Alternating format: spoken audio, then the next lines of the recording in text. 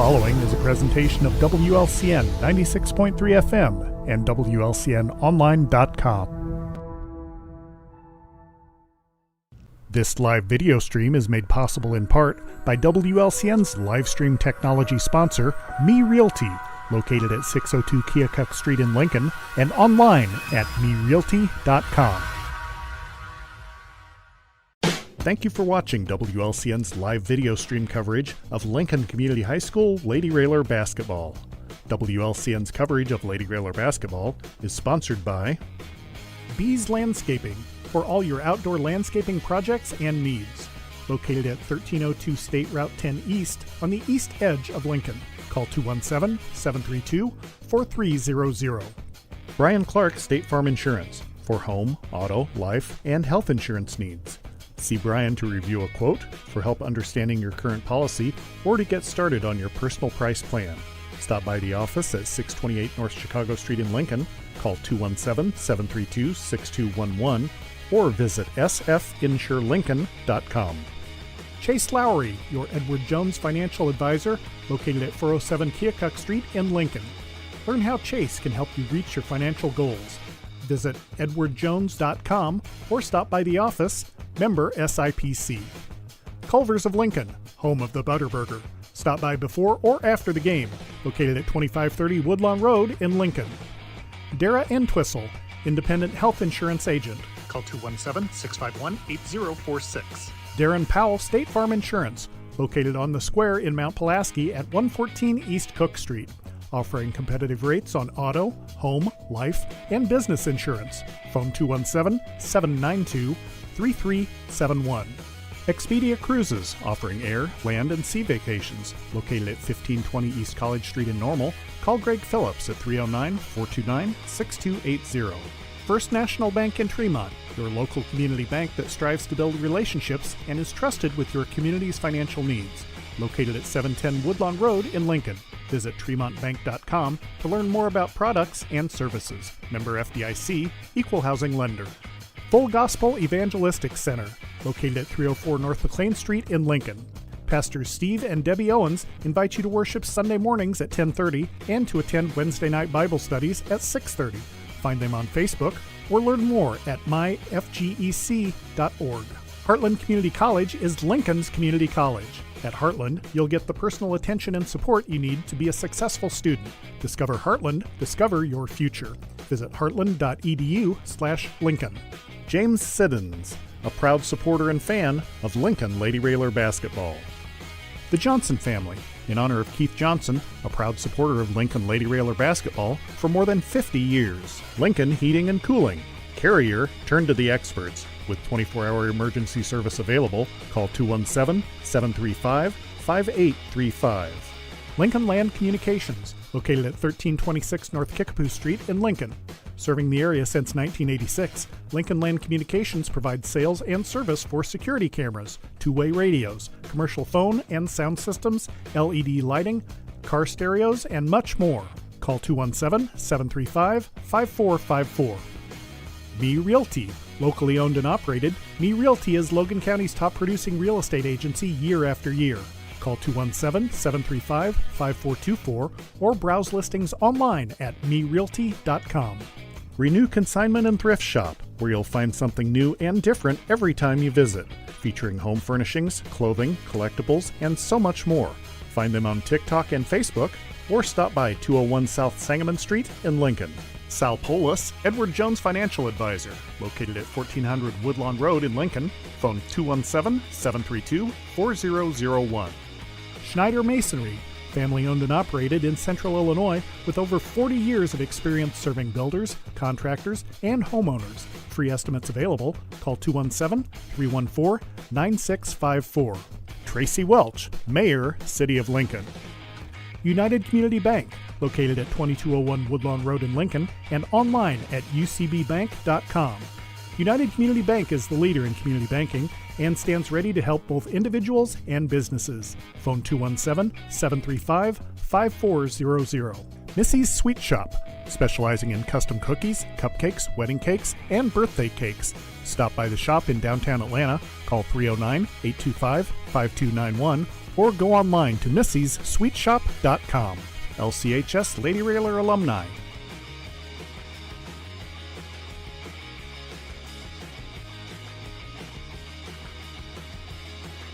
Lincoln Lady Railer Basketball, a proud tradition of Lincoln Community High School athletics. Once a Railer, always a Railer. Thank you for watching WLCN's live video stream coverage of Lincoln Community High School Lady Railer Basketball.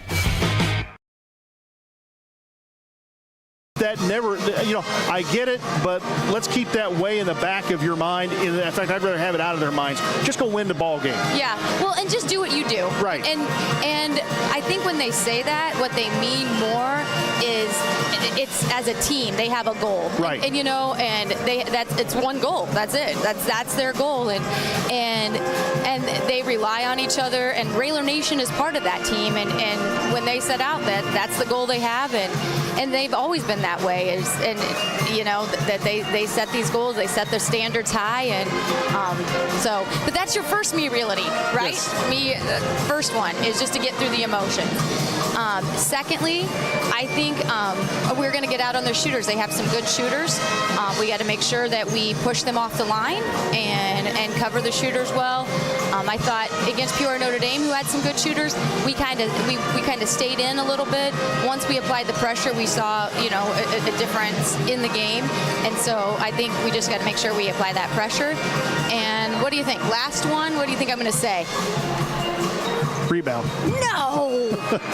On this night, just have fun, enjoy this moment, soak it in. Well, look at what you brought to Lincoln and Central Illinois girls basketball. Look at this. I don't know that we have ever seen Roy S. this full, and there's still people flooding in here for a ladies basketball game here at Roy S. The band's in attendance. The pom-pom girls are out on the floor. And all these little girls. Right, all these little girls who are just excited as they can be to be playing basketball. And considering the fact that you informed me we've got two junior high teams also playing tonight. There's volleyball being played tonight as well. Yes. So there's some of the crowd that could not be here, and we hope they're listening and watching here on the YouTube channel. We've also got a student section over here. They've dressed up for the evening. So it's going to be a rowdy night tonight here at Roy S. Jay is getting rowdy. Did you hear that? And it's a good opponent to have a rowdy night against. Mahomet-Seymour tends to be somewhat physical, although this is not the Mahomet-Seymour teams we've seen in the past. Right now they're 9-15, 1-6 in the Apollo, and I know one of their leading players, Kylie Waldinger, I believe, is your niece. Is that right? Yes. That is. She wears number 5 as well.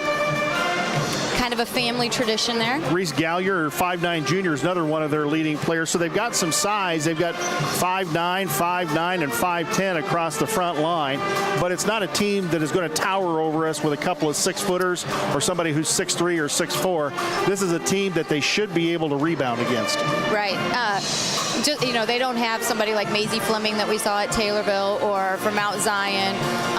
But what they do have is, it reminds me a lot of, Peoria Notre Dame was 5'9", 5'10", 5'10", with just good shooters and fundamentally sound. So, again, it'll be that type of game, I think, instead of that, the over our head, trying to deny that type of game.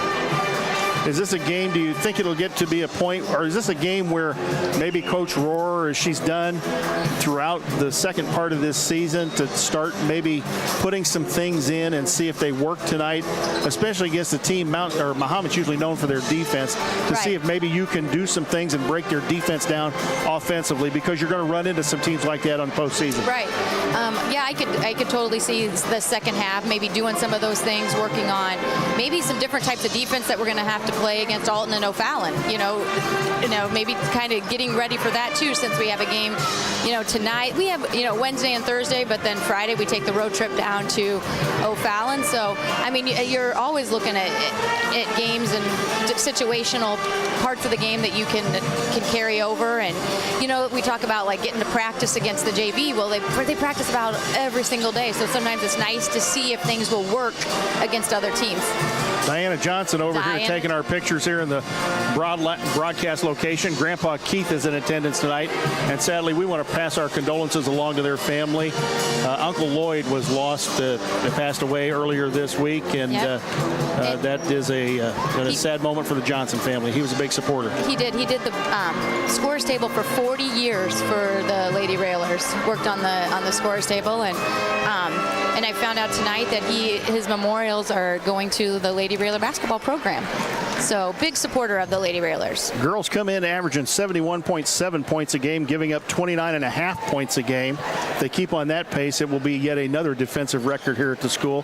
Chloe Frobe right now, and this I was accurate on, Chloe Frobe is 44 points away from 3,000. Becca Heitzig does have 814 points. Somehow I missed 14 points for Jenna Bowman. That's what they text me that, and we were talking about it, and I said it must have been a game. I think it's during her sophomore year. That's when I think it happened. Yeah, maybe. Yep. So Jenna Bowman also has 814 points. And, Coach, it has never happened here before at Lincoln Community High School. We've never had 3 players, same year, same class, join the 1,000-point club. It's not likely to happen this year, but to have 3,800 plus for 2 others, that's incredible for a basketball team. Just another, mark on, for these girls. They're just leaving another mark, and it's been a fun 4 years that we've gotten to experience and watch these girls in all different sports. You watch Becca in cross country and track, and Taryn in softball, and Chloe in basketball, and then volleyball. It wasn't just one sport we've gotten to enjoy. They are multi-sport players, and that's what I think makes them so special. Coach Al and I have had this conversation about some of the boys teams and the impact of the COVID years on the boys teams and on the boys players, and maybe kind of restricting some of their, you're making them late developers. But this girls team doesn't seem, it was impacted their freshman year, but it was their freshman year. Yeah, you probably would have played maybe 10, 12 more games and had a postseason, so you might have added on to the statistics. But do you really think, taking a look back, did that COVID year impact their development at all? I don't think so. I really don't. I think statistically is probably the only thing that it really affected. I think these girls actually were still getting in the gym and doing the things that they needed to do to develop. I know that there were games being played in Peoria. I know that they were still putting a ball in their hand. I know the AAU circuit was still going on, and I was traveling with Chloe during that time. So I don't think it hindered them in that aspect. The only thing you see is like I said, maybe just on the court time, and that sort of stuff. But no, I think these girls, they've always been just dedicated, and they really didn't ever stop playing. Do you think maybe the fact that 4 of the 5 seniors, the 4 of the 5 starters here, played at West Lincoln Broadwell for at least 2 years, and maybe had played, even before that together? Yeah. The one, Taryn going to the junior high. How much did Taryn interact with these kids before she got to Lincoln High School? Taryn played with us sometimes in the summer. She and there was another junior high girl, Addie Qualters, who's on the volleyball team. So they would play sometimes with these girls when they were, when we were like short players or we were going to a tournament, they would come along. So she interacted. I really don't think they really became like best friends until their freshman year. Like those 4 came up, and then but their freshman year, she just fit right in with them. Talk about that, because this is an unusually tight-knit group of kids. Yes. They are all best friends. That really is what it is. They're all best friends.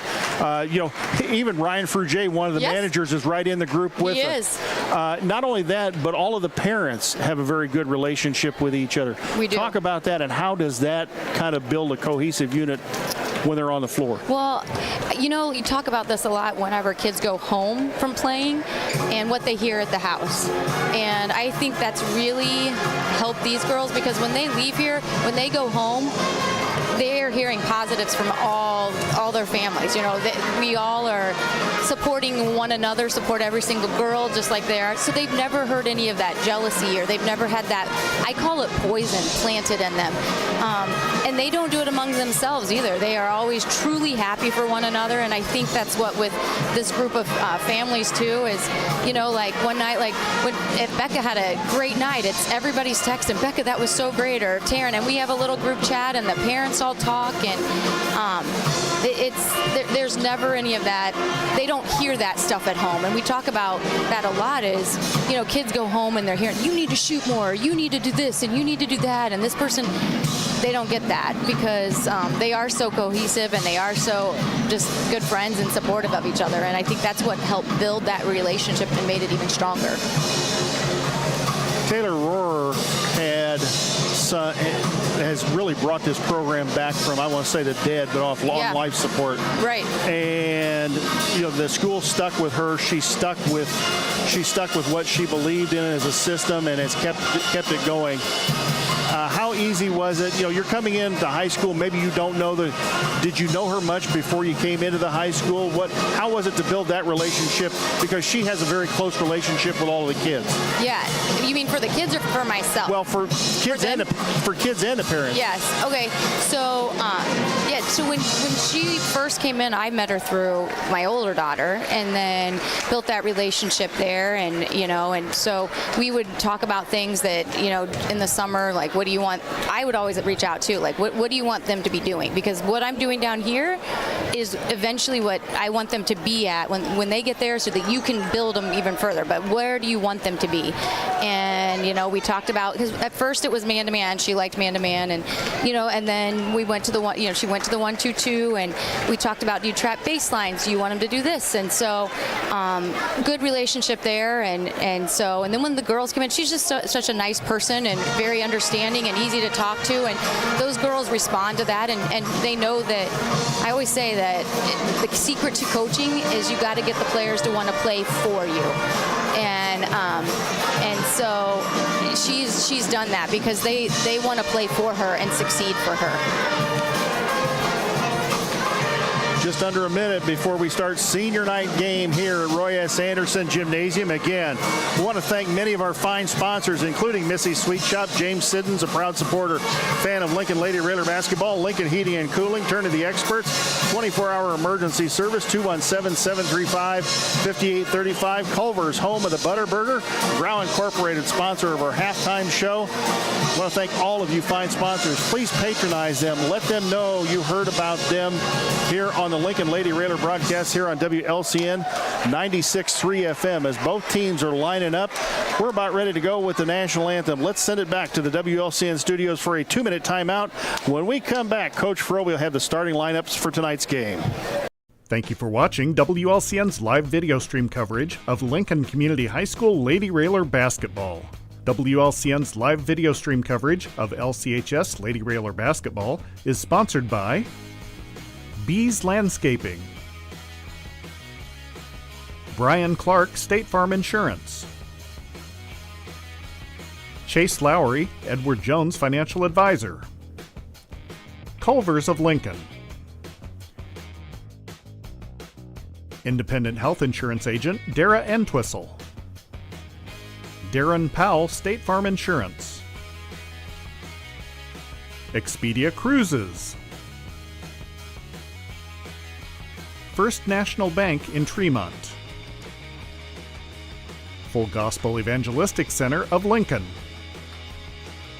Heartland Community College, Lincoln, James Siddons, the Johnson family, Lincoln Heating and Cooling, Lincoln Land Communications, Me Realty, Renew Consignment and Thrift Shop, Edward Jones Financial Advisor Sal Polis, Schneider Masonry, Mayor Tracy Welch, United Community Bank, Missy's Sweet Shop, and the LCHS Lady Raider basketball alumni.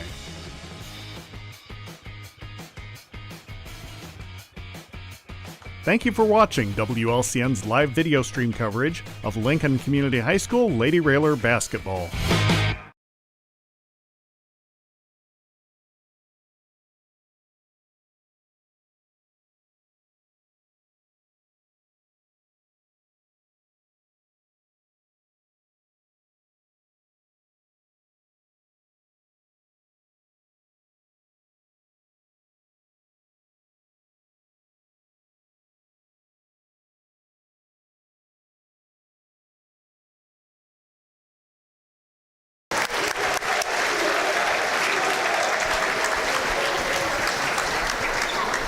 And then we'll speak to the starting lineups. First, for Mahomet-Seymour.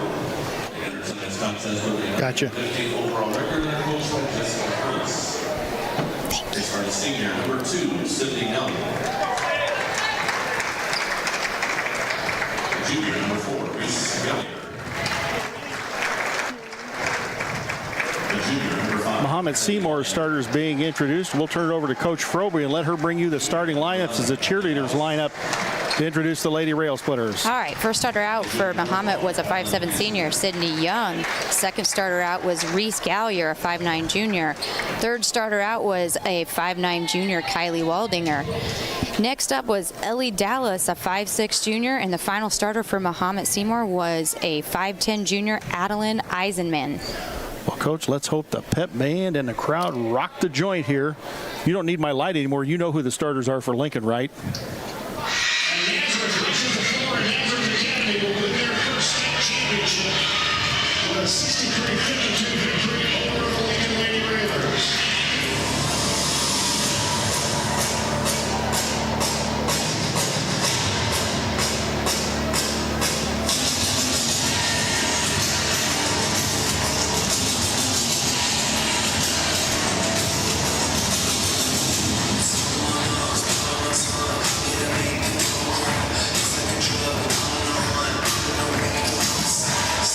Hype video playing for the Lincoln Lady Railers. It's dark, so I can't see if my broadcast partner is crying, but I suspect there's a couple of tears in the eyes over there. I'm just in awe right now. What do I say? My word is wow now. Wow.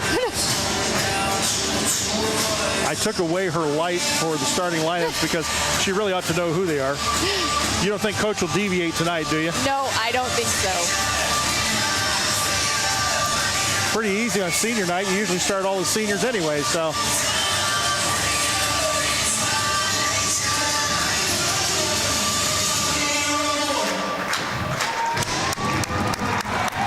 Let's hit her one more time here at Roy S. Enjoy it, folks. The pep band is going to rock the joint.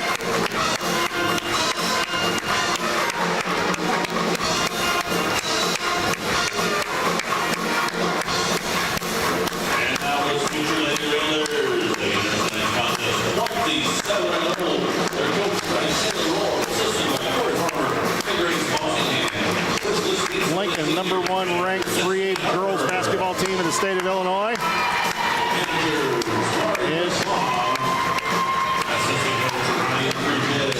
Assistant coach Ryan Frugé. He's been elevated to assistant coach. First starter out tonight here on senior night, number 1, Tasmanian T. Stoltz, Taryn Stolzenberg. Second starter out, number 4, the Energizer Bunny, Becca Heitzig.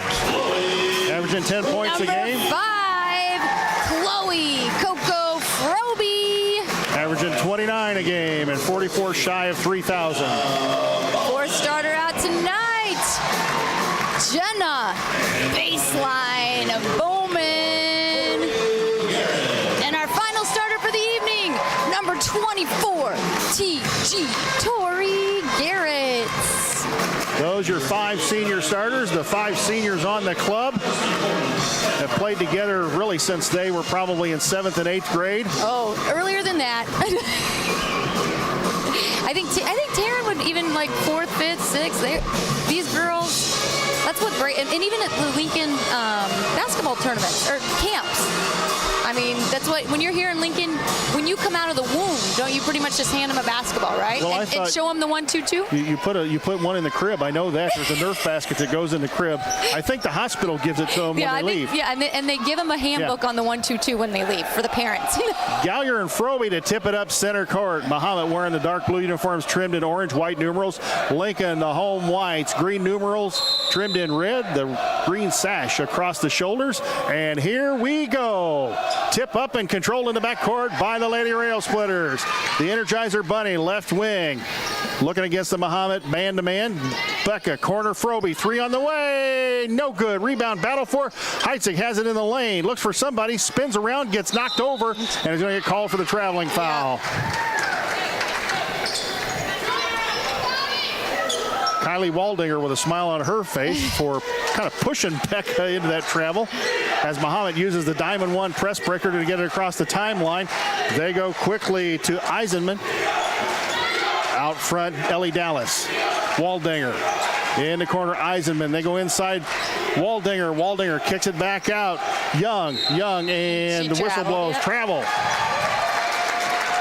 Going the other way. Diana Johnson Hightower came up here all the way from Dallas, Texas to be a part of tonight's festivities. As Froby brings it across the timeline, around the double screen, left-handed up and under, throws it up, no good. Might have got a little foul there. No call, and here we go the other way. Stolen by Heitzig. Heitzig, 10-footer in the lane, gone!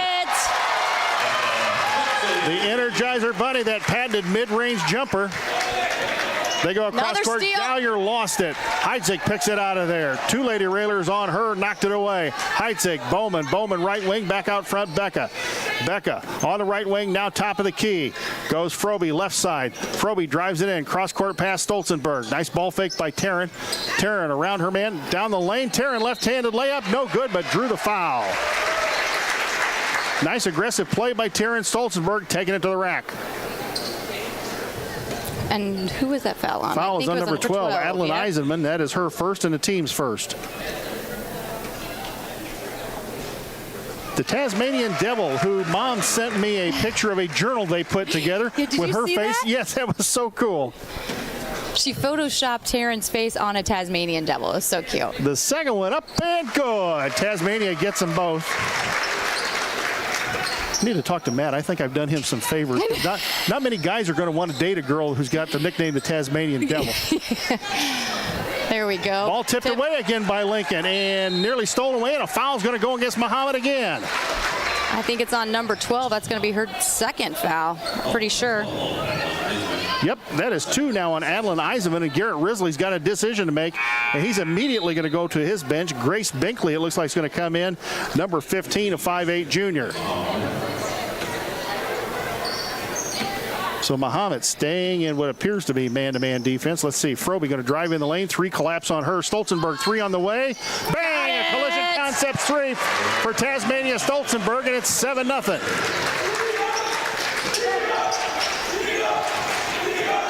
Gallagher across the timeline, goes back out front.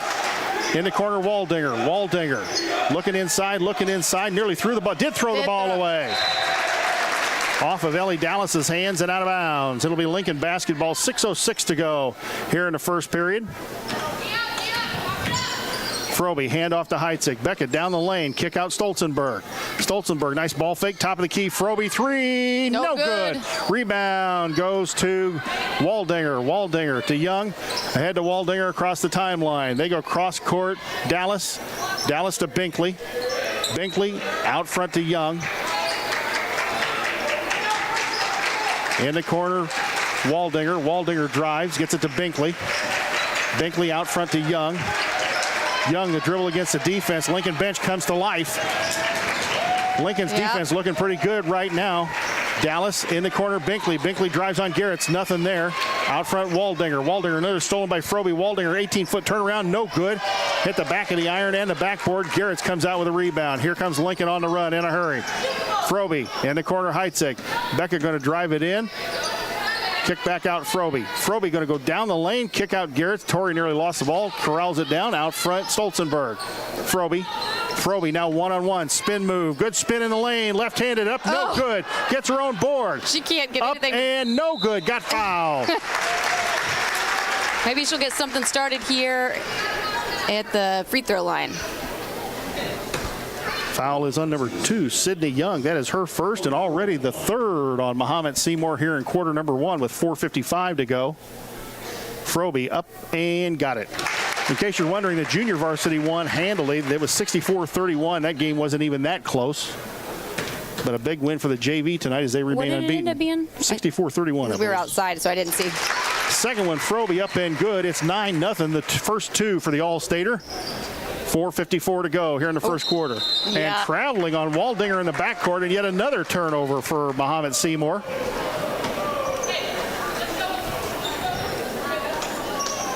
Stolzenberg to inbounds. Huge crowd here at Royas tonight. Huge crowd here. I'm trying to see. It looks like, yeah, Mahomet just sticking in a... Froby, 3 on the way. Just a little short ball going to go out of bounds, and Mahomet let it go. And it'll go back to the Bulldogs of Mahomet-Seymour. Again, using that diamond press breaker. Dallas to Young. They're doing a nice job against the press. Dallas, almost threw the ball away. Binkley was there to grab it. Back out front to Dallas. They go into corner Waldinger. Waldinger drives baseline on Garrett's. Nothing there. Ball knocked away, and Heitzig steals it. Here comes Becca on the run. Becca, stop and pop. 10-footer. Around and out. Waldinger, the rebound. She's going the other way in a hurry. Now she slows it up against the Lincoln defense. Young across the timeline. Out front, Dallas. Dallas, long pass in the corner. Gallier. Gallier thrown away. Lincoln got a hand on that. Froby going to come out of there with it. Froby down the lane. Stop. Layup. No good. Oh, my. But drew the foul.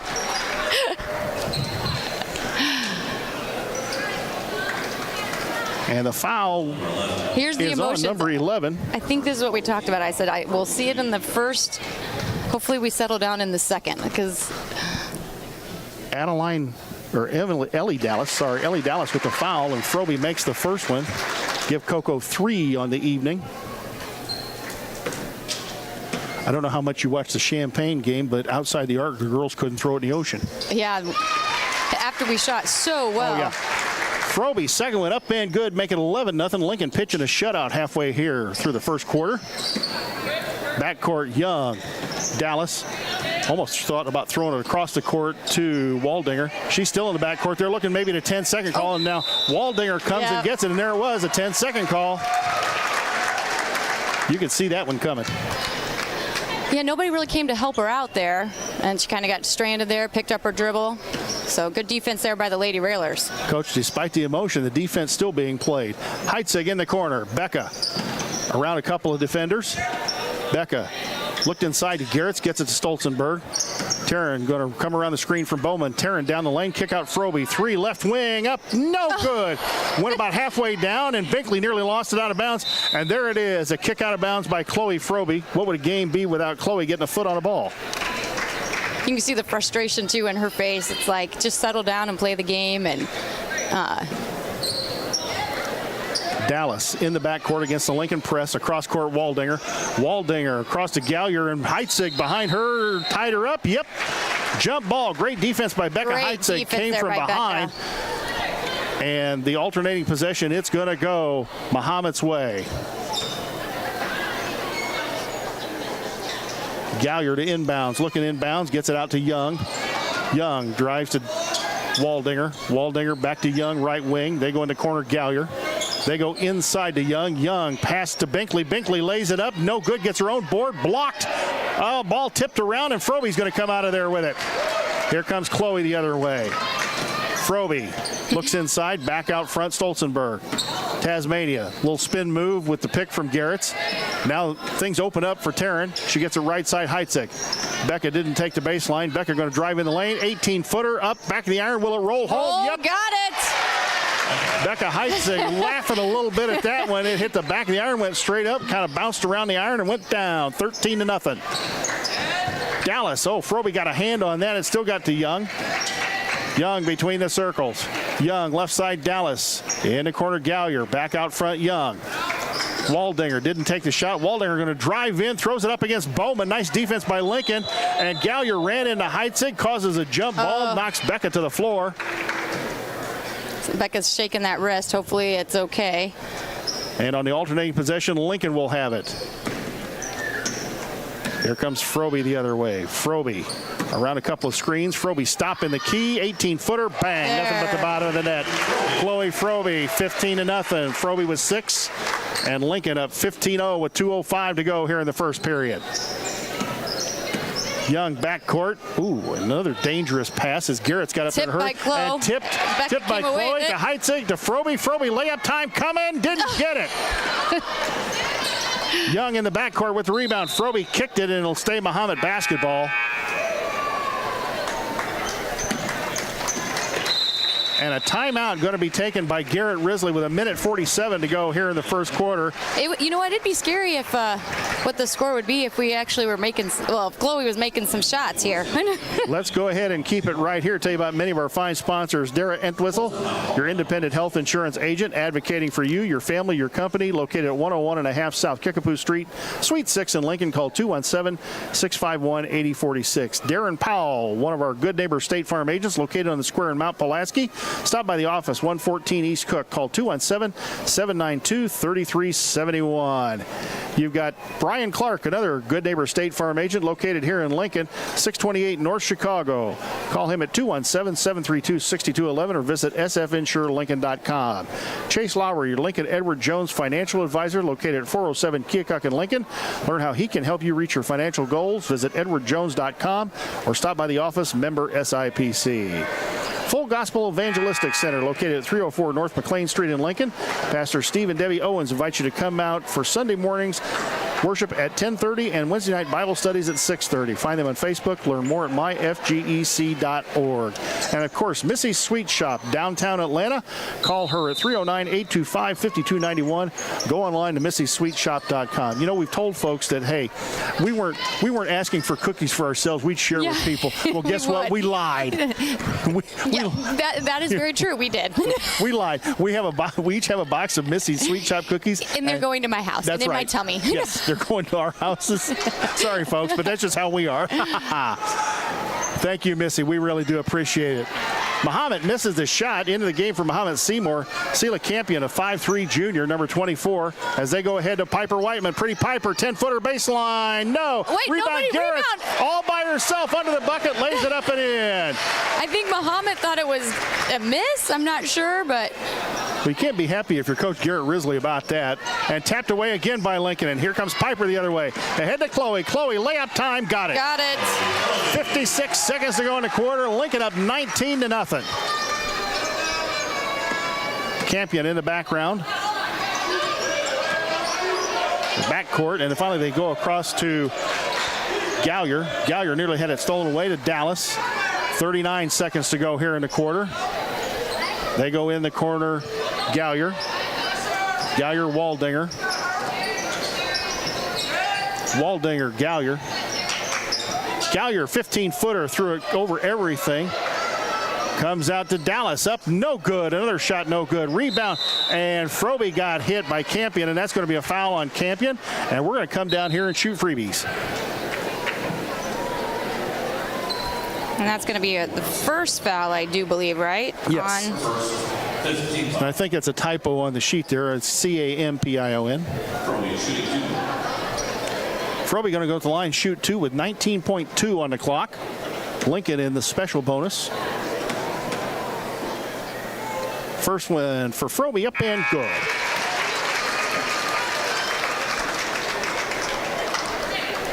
Becca Heitzig back in a basketball game for Lincoln. Taryn Stolzenberg going to take a seat. Second one, and it rolls home.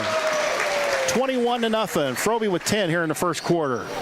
Let's see if Mahomet, I keep calling him Mount Zion. Let's see if Mahomet can break the ice here. What's been interesting to me, Coach, Mahomet hasn't had very many outside shots. Lincoln's done really good defending their shooters. Right, like we talked about, getting out onto the line. And Campion loses it, and it'll be a backcourt violation with 4.2 seconds. Well, we've seen some buzzer beaters here. Yeah. Let's see what the girls have in store for us here. Let's see if we have a little play going on, or we've seen quite a few of them this year. Oh, heck, just give it to Whiteman at the volleyball line. She'll shoot it. Becca to Froby. Froby baseline, going to drive baseline against Campion. Getting bumped, reverse layup, no good. Rebound Garretts couldn't get the shot back up and in. And at the end of one quarter, it is Lincoln 21 and Mahomet-Seymour nothing. We're going to send it back to WLCN for a 1-minute timeout. Full Gospel Evangelistic Center makes an impact locally and beyond through a wide range of events, ministries, and outreaches. Pastors Steve and Debbie Owens invite you to worship Sunday mornings at 10:30 and attend Wednesday night Bible studies at 6:30. Connect with FGEC online, follow them on Facebook, download their app, and visit their new website at myfgec.org with live YouTube video streams as well as recordings of services and special events. Full Gospel Evangelistic Center, 304 North McLean Street in Lincoln.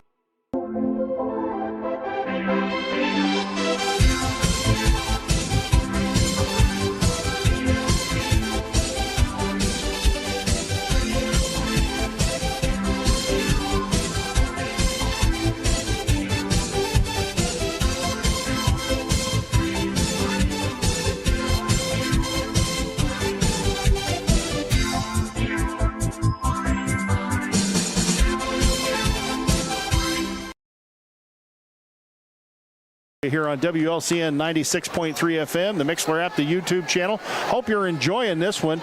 Lady Railers are enjoying it so far. The Mahomet-Seymour crowd is not. Why? Because they have nothing on the scoreboard. A big goose egg. Lady Railers pitch a shutout here in the first quarter. 21-0. Mahomet the basketball to start quarter number 2. Dallas across the timeline, hounded by Froby. Looks like Lincoln may be picking the defense up just a little bit. Yeah, we're looking at a different type of defense, I think. We kind of. Waldinger nearly threw the ball away. Go ahead, finish your thought. I think we were working on something maybe that first quarter. I thought we'd maybe see a couple different adaptions to our defense. And I feel like this right now we're out a little bit more. Young tried the dangerous pass, and of course one of the ladies was there to get in the passing lane and take it. Froby left wing right in front of the bench. Froby down the lane, draws the contact. She's going to go to the free throw line. She's going to need an ice bath after this one. Coco ties her shoe and will go to the free throw line shooting 2, and the foul was on number 11. That's Ellie Dallas. That is her second. So Adeline Eisenman, who's back in the basketball game, has 2. Ellie Dallas has 2. Up and good. And I guess if you're Garrett Risley, you take him out or leave him in. I don't know how you leave him in with. I think at this point you leave him in. You know. Second one, Froby back to the iron.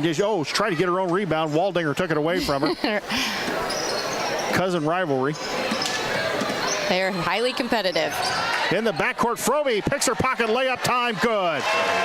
Froby picked the pocket of Ellie Dallas in the backcourt. You can kind of see that one coming. Waldinger to Young. She's going to go try and go cross court, and goes back to Dallas. Dallas in the backcourt. Waldinger across to Young, and they finally do get it across the timeline. Young between the circles, Dallas. Left side, Young. Young going to drive it in. Stop him. Nope. Threw it away. Right there is Becca Heitzig to catch it. Ahead to Froby. Froby is going backwards at the time. Stops. Gets it to Heitzig. Heitzig drives baseline. 8-footer. No good. Back of the iron. Garrett's nearly had to rebound. Batted out by Bowman. Back to Jenna. Jenna right wing three. No good. Back of the iron. Rebound Waldinger knocked out of bounds. Froby goes into the bench, and it's going to be Mahomet basketball. I think, we're talking about our shooting last time at Champaign. I think it's good that we're getting some shots up here, some game-like situational shots in the flow of the game. Those are the types of. Ooh, and foul against Lincoln in the backcourt. Let's see, does it go against Coco or Heitzig? Foul on Becca Heitzig, so the Bunny gets her first foul. That's the team's first foul. Oh, ball squirts away from Mahomet. That, I thought, was a backcourt violation. Apparently not. Lincoln must have touched it. Mahomet gets it back. Here they come in a hurry. Waldinger faked the 3. Kicks it back to Young. Waldinger. Mahomet not getting any open shots out there at the arc. Gallier around Stolzenberg. Handoff Young. Good pressure there. Good defense by Taryn. Ball knocked out of bounds. And they say it's off Taryn Stolzenberg, and it'll stay Mahomet basketball. Good pressure there by Taryn Stolzenberg. Young to inbounds, gets it into Dallas. Ellie Dallas looking for the screen, throws it clearly across court. Gallier drives in. Cross court pass Waldinger. Waldinger out front, Dallas. Waldinger. Mahomet doing a lot of east-west passing out here around the perimeter. Oh, and a bounce pass goes to Gallier. It went through Froby's legs. Went through Froby's legs. Inside they go. Eisenman, the hook shot up, no good. And the rebound, nothing but Lady Railers there. Heitzig ahead to Froby. Froby. Whiteman, 3 on the way. Bang, back of the iron. Rebound, Whiteman fights for it, and a jump ball is called. So Pretty Piper, the spark plug, gets in there, and a hustle play gives the ball back to Lincoln. See if... Nice play, inbounds, Froby, layup, got it. Great pass there by Taryn Stolzenberg on the inbound.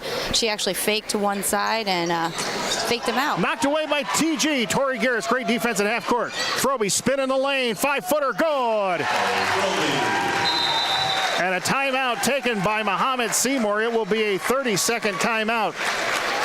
Coach, you can kind of feel the girls feeding off of this defense just a little bit, turning it into offense. Yeah, we talked about that first quarter. I knew that I even called it. I said, you'll have emotions, and I thought that we saw that in their first play, or in their first quarter in their play. And I think second quarter we're settling in, and now they're just, I think, having fun and embracing this. And let's see. We'll see if the shots start to fall. When you relax, your shots fall a little bit better, and you can tell when people are tense and you know, you see their shots, you know, clanking off, and they get even a little bit more upset. And so these girls did a nice job. They're taking that energy and using it to get to the free throw line. Saw some shots go in, and then that helps you translate over to your shooting. Now, this is, you and I talked about how they shot at Champaign, and it really wasn't good from the outside the arc. They still won 72-21. This is a little bit different. I mean, percentage-wise, it's probably not any better, but the shots look a little bit better, at least tonight. I would imagine some of the emotion is coming in. Maybe a little bit of the tension is starting to work off, and maybe some of those outside shots will start going here before long. Right. That's what we talked about. Getting a little tense and the emotions from senior night, and now they're just out here playing. So hopefully we'll start to see him fall a little bit more. Mahomet, they're doing a nice job as, moving the ball side to side. Waldinger, a nice reverse layup, didn't get it. And guess who comes out? TG, Tori Garrett comes out of there with it. In the corner, Stolzenberg, wide open 18-footer, no good, rolled across the iron. Waldinger grabs the rebound. Dallas going to bring it across the timeline. Froby hounding her. Heitzig with the steal. Great steal by Becca Heitzig. Gets it to Whiteman. And Piper going to push it up the floor. Piper looking for help. And gets called for the travel. Jenna Bowman into the game for Tori Garrett.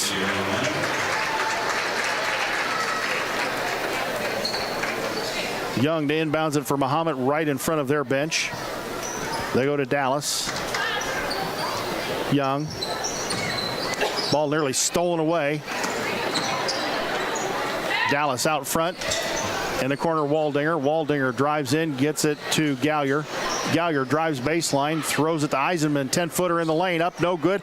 Battle for the rebound. Gallier's going to get the easy bucket. First point. And that broke the ice for him.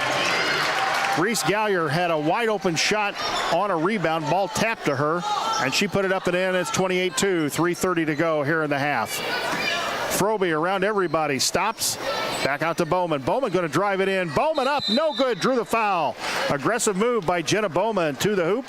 Good shot fake and sweep by Bowman to attack the rim, and same thing. She's missed a couple threes. Get herself to the free throw line, see the shots go in, and kind of loosens you up then for that 3-point shot. And you don't want to see the kids can shoot. You don't want to see them, as Bowman makes the first of 2 free throws, you don't want to see them stop shooting at the same time. Right. You don't want to see them keep shooting and missing. I mean, if there's a lane to the basket, take it. Get a layup. It doesn't hurt. Nope. And if you get fouled, a free throw, you're going to see your shot go in, and it helps a little bit. You see that, and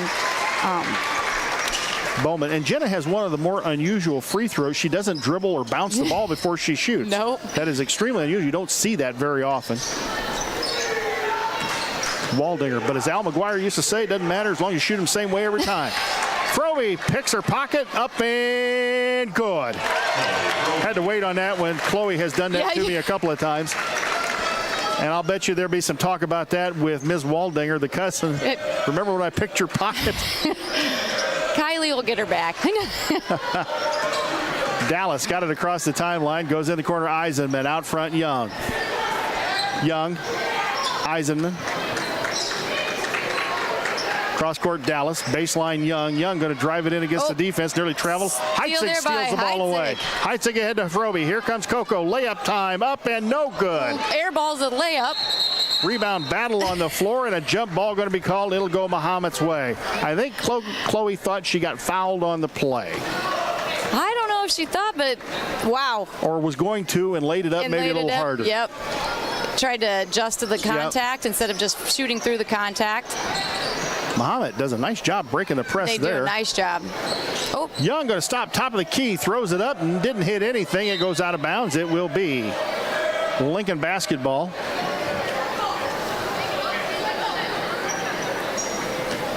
.2:15 to go here in the half. Lincoln up 32-2 on senior night. With a great crowd here, the band, the palms. There's the boys play. Kick out Froby. I shouldn't say the boys play, but that is one that Coach Al has run for a long time. Got the kick in the corner, but couldn't get the shot off. Bowman out front, Froby. Behind the back dribble. They go inside. Whiteman who had got the gal on her hip. Great position. Couldn't make the layup. A little bit far under the bucket. Missed the shot. Nearly had her own rebound. Here comes Mahomet the other way. I think we pulled back the press, but Taryn Stoltenberg putting a little bit of ball pressure still on. I like that. Making it a little bit more difficult for Mahomet to get it up the floor. Almost another steal by Heitzig there. Waldinger, corner, Eisenman. Eisenman, ooh, almost a trap. Out front, Young. Drives in, 15-footer, way too hard. Gets her own rebound, throws it up. Nearly knocked out of bounds. Gallagher the basketball. Out front, Binkley, and stolen by Stolzenberg. Here comes Taryn, one person to beat. Layup time, got it. Good layup there by Stolzenberg. The Tasmanian Devil in a cloud of dust goes down the lane and lays it up and in. Give her 7.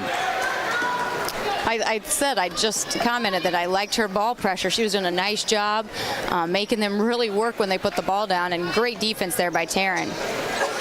Ellie Dallas out front. They're looking for Gallagher inside. They're looking for anything at this point, down 34-2. 47 seconds to go here in the half.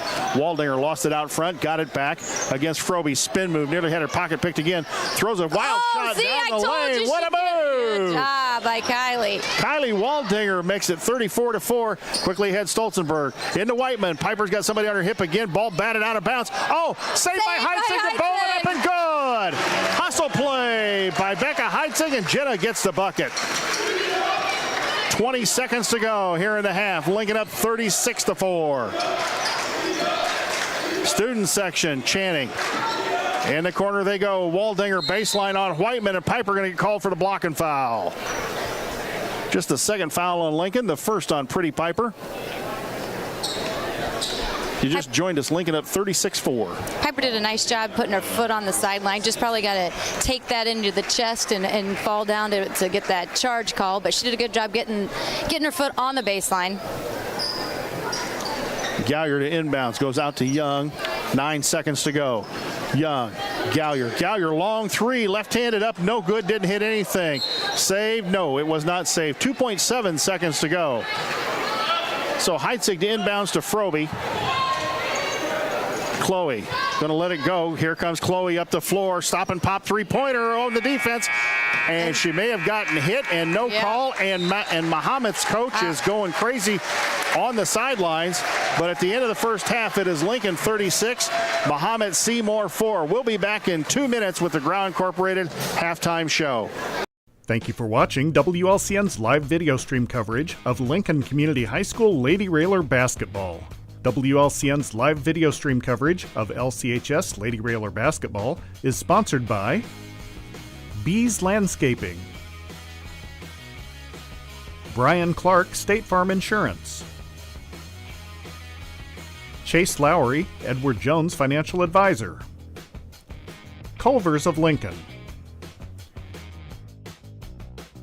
Independent Health Insurance Agent Dara Entwistle, Darren Powell State Farm Insurance, Expedia Cruises, First National Bank in Tremont, Full Gospel Evangelistic Center of Lincoln. Heartland Community College, Lincoln. James Siddons. The Johnson Family. Lincoln Heating and Cooling. Lincoln Land Communications. Me Realty. Renew Consignment and Thrift Shop. Edward Jones Financial Advisor Sal Polis. Schneider Masonry. Mayor Tracy Welch. United Community Bank. Missy's Sweet Shop. And the LCHS Lady Railer Basketball Alumni.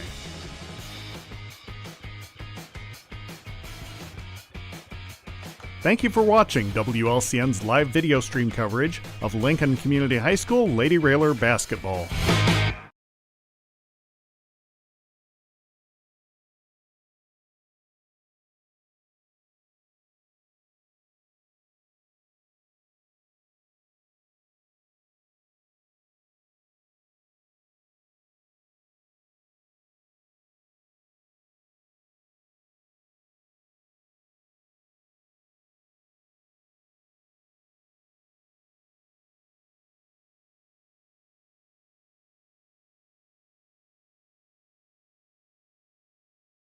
Roy S. Anderson Gymnasium. Glad you joined us for the Grau Incorporated halftime show. Serving Lincoln and Logan County since 1953. Located at 1905 North Kickapoo Street in Lincoln. Phone 217-735-4444 or go online to grauincorporated.com. You know, they're a sponsor of ours. You've got 190,000 miles on your minivan. I do. You probably are looking for some other vehicle. Go out to Grau Incorporated. I'm sure they'll cut you a deal. In fact, maybe they'll cut you a deal if you put the Grau logo on maybe the next vehicle you've got. A tax write-off for me? Yeah, there you go. I mean, think about that. That would probably be a good idea. So you might want to think about that when you're looking for a new car. Head out to Grau Incorporated and see if you can cut them a deal. It's not, you don't have to convince me, Jay. It's my other half you have to convince. Hey, I'm going to tell you something. Kim Mulkey of LSU is going to end up like a NASCAR driver because you can see it coming. She's going to have logos on those outfits that she wears on the sidelines with the sponsorship. She's going to end up being like a NASCAR driver with a uniform on. So why can't you do it, you know, running up and down the road? Yeah, that's right. We'll take that. There you go. We'll take vehicles. We'll take, you know, we've got cookies. Jay, I would take an NIL. Well, can we get NIL deals? Why not? Yeah. Why not? All right, what do you got for us at halftime? Anything? All right, so for Mahomet, sorry, I was watching the WLB game, Carroll game going on too. So for Mahomet, for their 4 points, they've got 2 points from Kylie Waldinger, the 5'9" junior, and 2 points from Reese Gallier, the other 5'9" junior, for their 4 points. And for your Lincoln Lady Railers today, we've got Tori Garrett's with 2, Jenna Bowman with 4, Becca Heitzig with 4, Taryn Stolzenberg with 7, and Chloe Frobe with 19. Free throw line, our free throws, we'll go with that because that is a positive. We're 11 of 12 from the free throw line.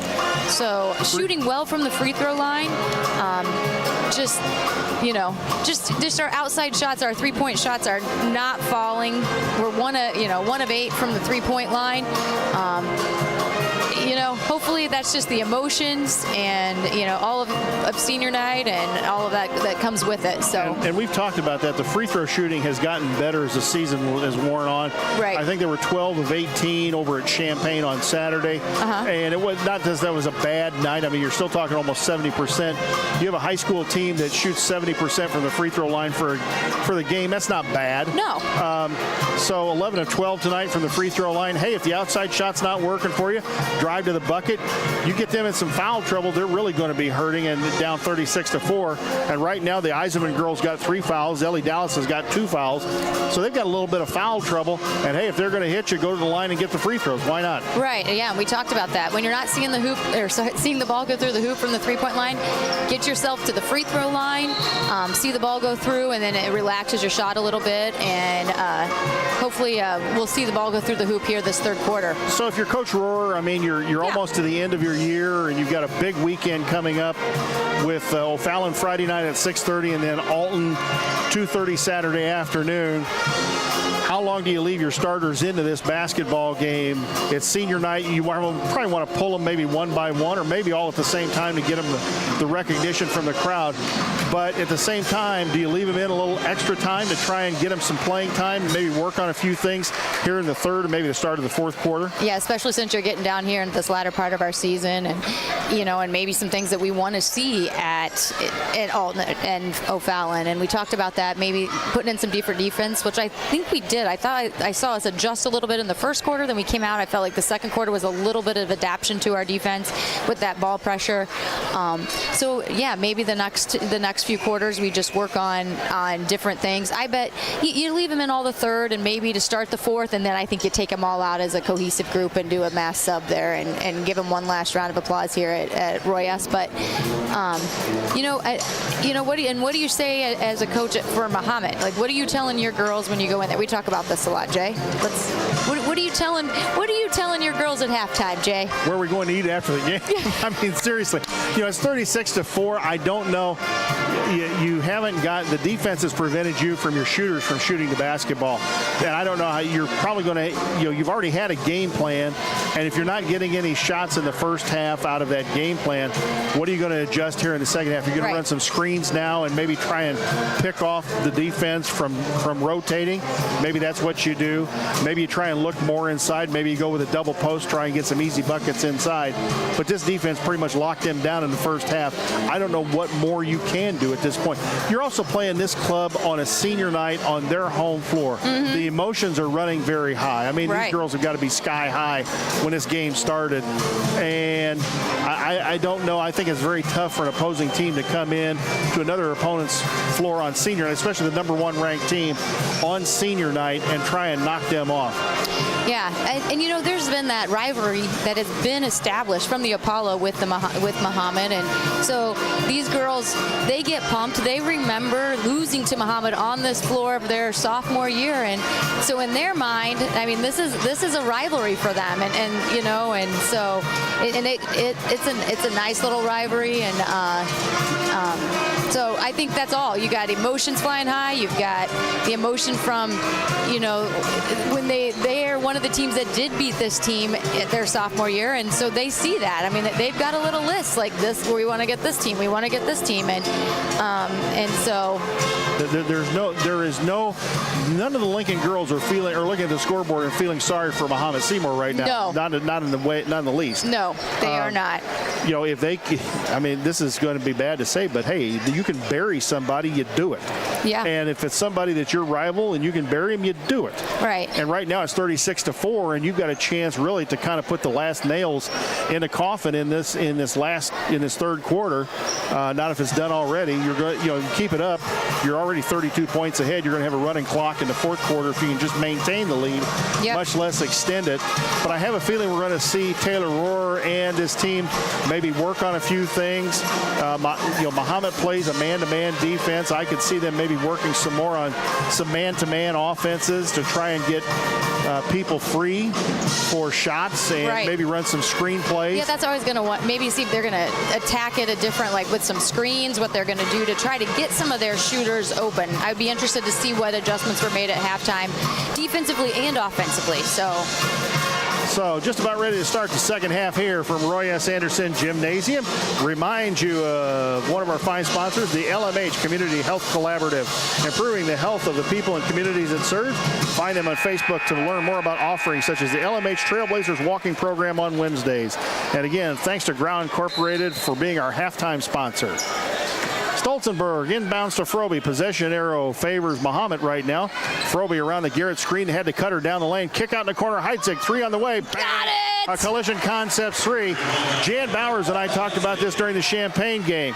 With Becca adding the three-pointer to her arsenal, it makes her doubly dangerous. Yes, I mean, you have to make sure you are on her all the time. She's got that mid-range jumper, and she's got that outside shot, and can go to the basket if she has to. And she can drive to the basket too. So it just adds another element to our game that it's hard to defend. Mahomet working the ball around the perimeter, and ball stolen away by Heitzig. She falls down, but still squirts it ahead to Frobe. Frobe contact from number 11, Ellie Dallas. And I think it's before the shot. Let's see. Yeah, yep, it's on the floor. Yep. It is on the floor. Ellie Dallas now with three fouls. And I can tell you, folks, if you weren't watching on TV, there was no way that Chloe was going to get that shot off. Dallas just went up and made sure she was not going to. And Heitzig strips the ball away from Eisenman, and Eisenman throws her to the floor. And Eisenman's going to get called for the foul. And that is her fourth. And she can't believe it. And she's going to head to the sidelines. Grace Binkley into the basketball game. Nice pass inbounds to Bowman, up and rolled home. Assist from Taryn Tasmanian Stolzenberg. 41-4. The Lincoln lead. 7 minutes to go here in the third. Waldinger. They go around the horn. Dallas with a three-pointer out of the left wing, and that makes it 41-7. That's the first good look at the outside Mahomet has had all game. Yeah, so that's what I guarantee at halftime they talked about. We got to get some good shots up. Nice play inside to Frobe from Heitzig. The pick and roll up and good. Good pass there by Becca Heitzig. She led Chloe to the basket and instead of throwing it behind her, and helped put her in scoring position. In the corner, shot again by Dallas. Rolls across the iron. Heitzig going to chase it down in the corner.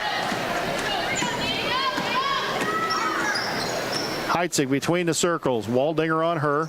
Now she sets up the offense to Frobe. Frobe, three on the way, right wing, no good. Rebound battle for Heitzig on the floor. Bowman comes out of there with it to Stolzenberg. Tasmania got fouled, and the foul is going to go on number 11, Ellie Dallas, and I believe that is her fourth. That is. And I'm not sure if they're going to give her shooting or, nope, on the floor.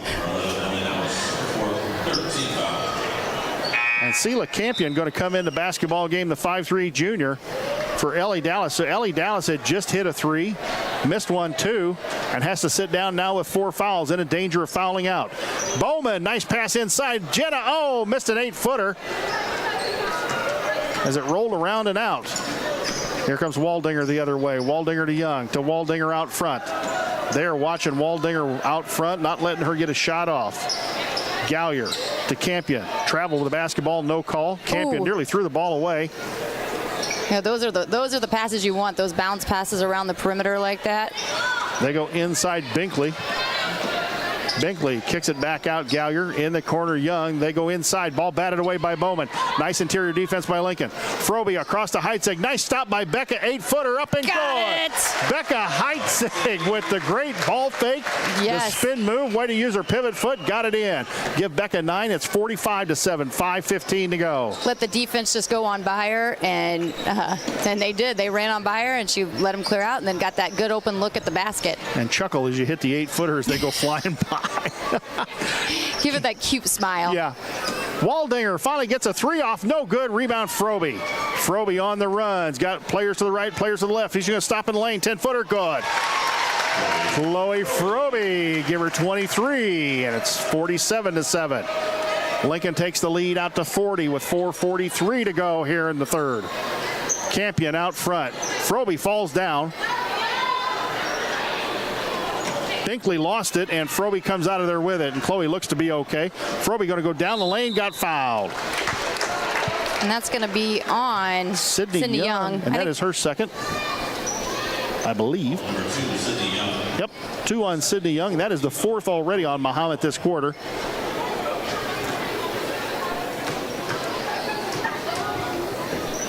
Frobe up and good.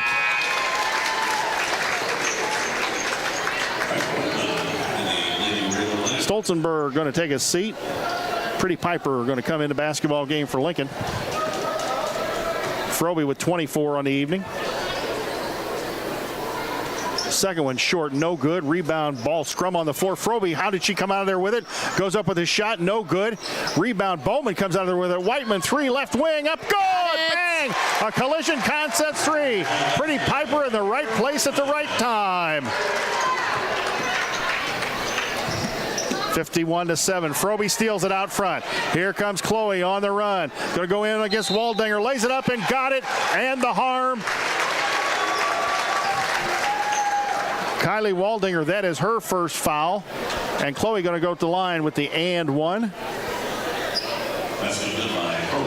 26 for Frobe.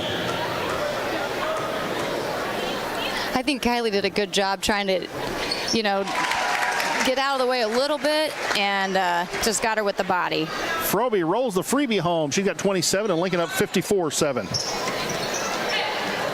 Ball thrown inside by Mahomet. I think it went off of Binkley's foot in the lane and went out of bounds. It'll be Lincoln basketball. Just like that, we're going the other way as Stolzenberg comes in the game for Bowman.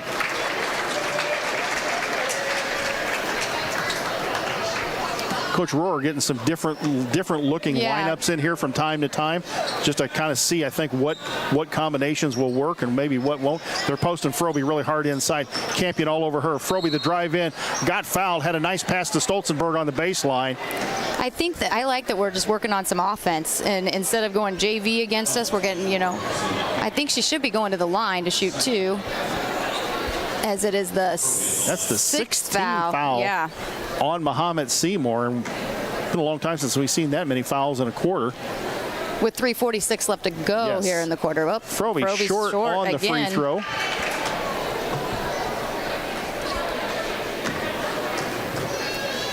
Second one for Coco. Where's number 5? And it's long. Oh, rounding out. Heitzig the rebound. Campion and her got into a tie-up, and the possession arrow favors Mahomet-Seymour.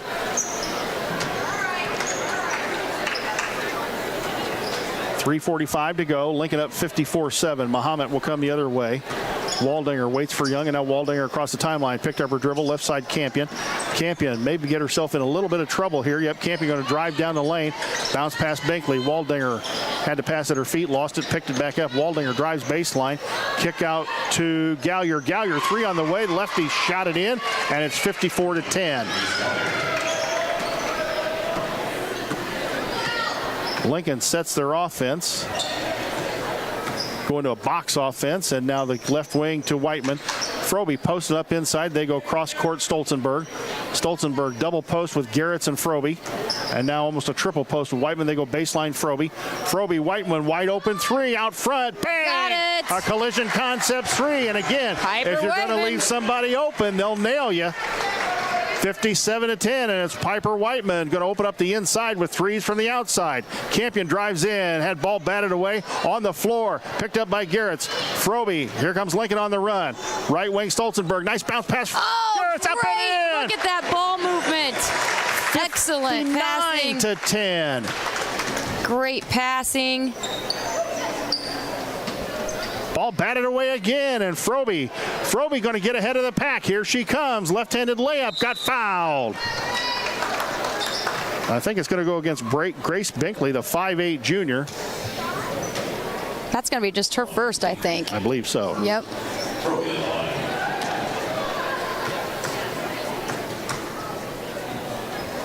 Frobe up and no good. Oh, my goodness. And it was off to the left. Yeah.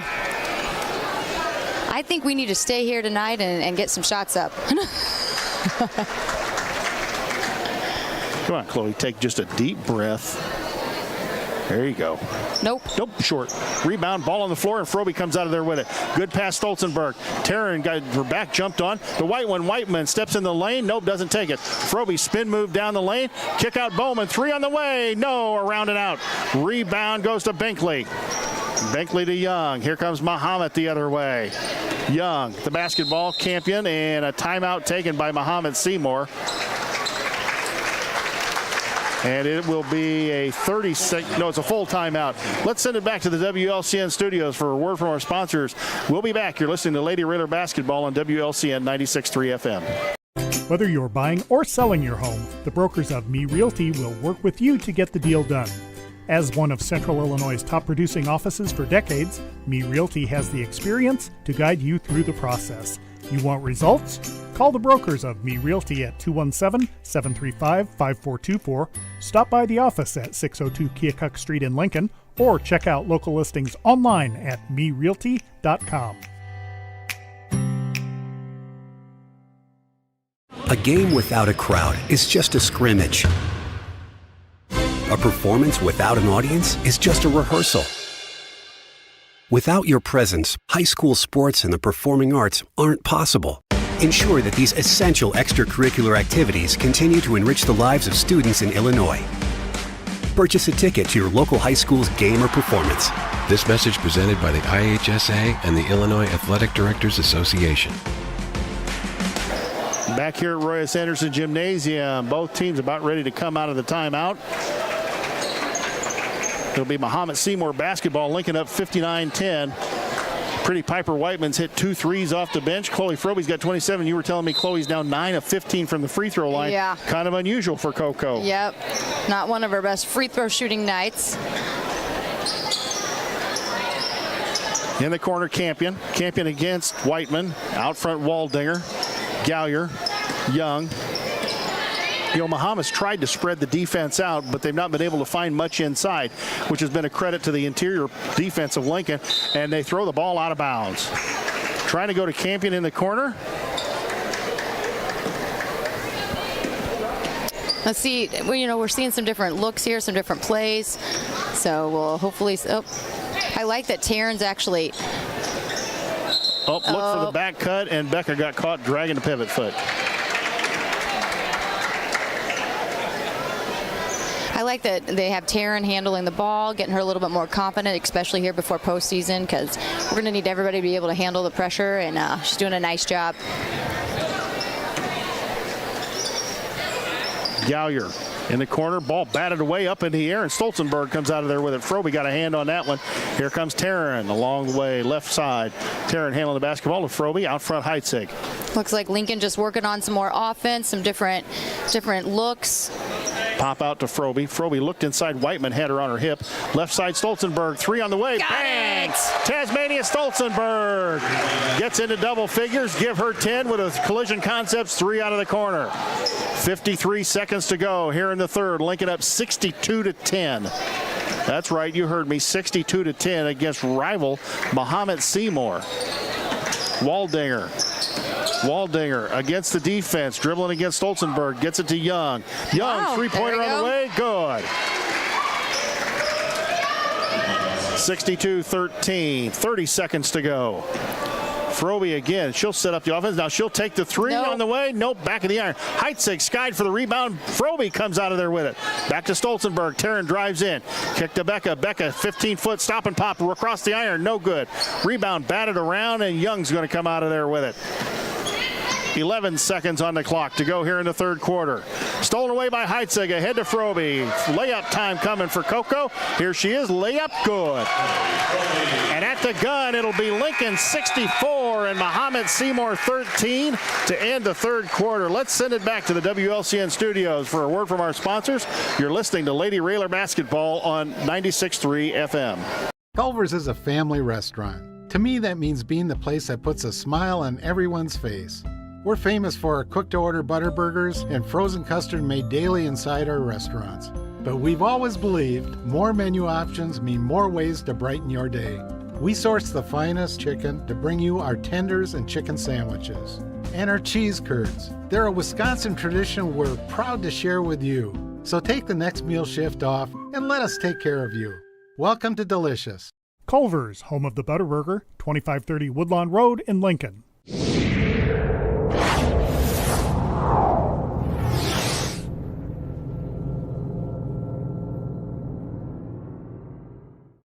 This live video stream is made possible in part by WLCN's live stream technology sponsor, Me Realty, located at 602 Keokuk Street in Lincoln, and online at merealty.com.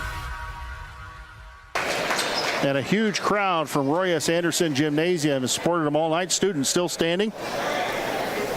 As we get set to start the fourth, Mahomet has yet to break it up.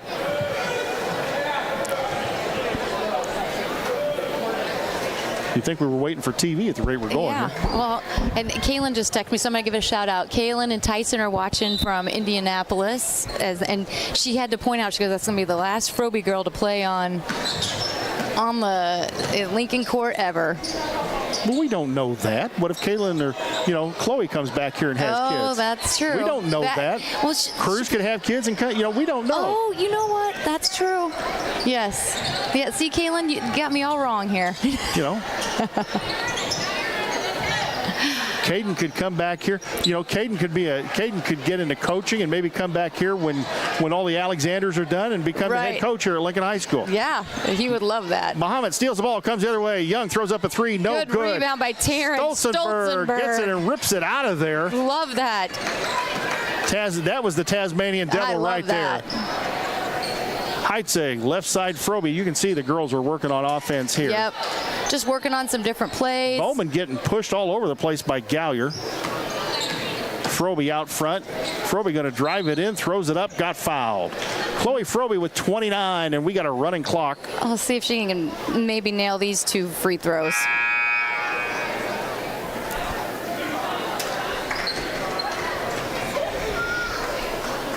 And Campion going to come in the basketball game, and I believe, was that foul on? That was foul on Ellie. That was foul on Ellie Dallas, so she fouls out. Frobe up and rolled it home. Didn't look smooth, but it went in, so. Now, the other night, we had somebody foul out on an opposing team, and they wouldn't let him sub in until the first free throw was done. Second one, Frobe, it rattled it home. Well, hey, it doesn't matter how you get him home. There's no points for style. 31 for Frobe. And she's 31 closer to that magic 3,000 mark. I believe now she needs 13. Nice move by Young to get in for the mid-range jumper. Didn't get it down. Rebound, Eisenman throws it up, got fouled.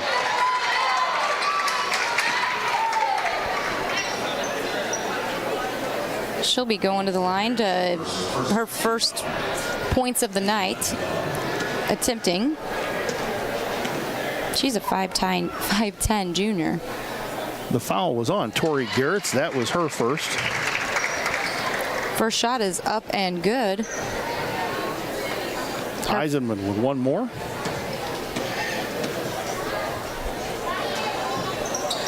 Second one up and good. 66-15, the Lincoln lead. Keeps going like this, Lincoln will definitely improve that defensive average. Heitzig out front, Waldinger all over her to Frobe. Frobe looks inside Garrett's. Out front, Heitzig. Mahomet still playing hard. Yeah. Heitzig around everybody. 10-footer off the baseline. No almost. Good. Tapped out by Bowman. Stolzenberg saves it inbounds. Garrett's. Heitzig. 15-footer. Good. Play getting a little physical out there, as Jeff Benjamin would say. I think it's getting a little chippy. Yeah. And you just don't want to get anybody hurt at this point. Yep, I think that they're going to be subbing them in here in just a little bit. Let them all go out together. Campion fires a long shot out of the corner. No good. Young came over the back of Stolzenberg to tap it out of there. Young's got it. Waldinger, they throw it inside. Ball batted away by TG. Saved it inbounds. Heitzig. Here comes Becca around Campion. Becca cross court Frobe. Stop and pop from 18. Nope, no good. Rebound Young. I think at that point, the way the night's been going for Chloe, she probably should have just drove that in. Waldinger, the push off on Heitzig, throws it to Gallier, or Eisenman 15-footer, she nails it. 68-17, 4:14 to go. Wholesale subs about to come in for the Lady Rail Splitters, and when they do, listen to this crowd and the ovation for the 5 seniors. Heitzig knocked to the floor, and Waldinger going to get called for the foul.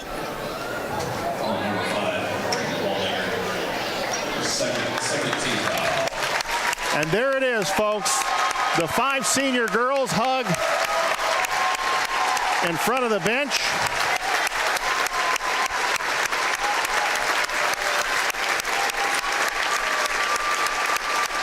And a standing ovation from this huge, nearly packed capacity Roy S. Anderson Gymnasium crowd as they give thanks for the 5 seniors and what they've done. And Coach Rohrer goes along and gives hugs to each one of them. Mason McLeod will inbounds to Mia Clark. The microwave goes inside. Knapp, wide open, layup, good. And the JV takes right up where the varsity left off.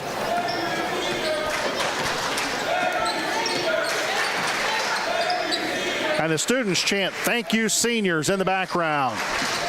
Young up and under, and a foul going to get called. She's going to go to the line for 2 shots, and the foul, I believe, was on Mia Clark. That is her first. the second on the Lady Rail Splitters with a 70-17 lead, and 2:48 to go in a basketball game as the clock continues to run.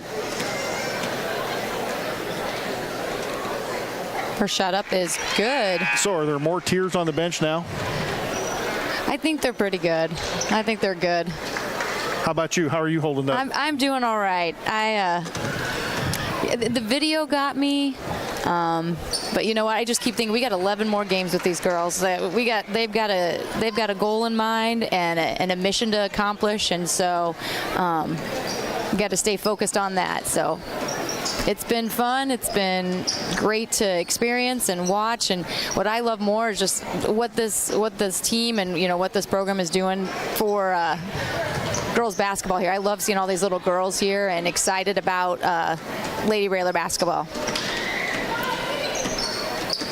Shot missed by Clark out of the corner. Schneider battled for the rebound, couldn't grab onto it. Young going to drive in against the Lincoln defense. Geyer out front, makes the left-handed three, top of the key, and again, they didn't get many shots from the outside. That'll make it 70-22 with 1:40 to go here in a basketball game. CeCe Adams at the bench wanting to come in.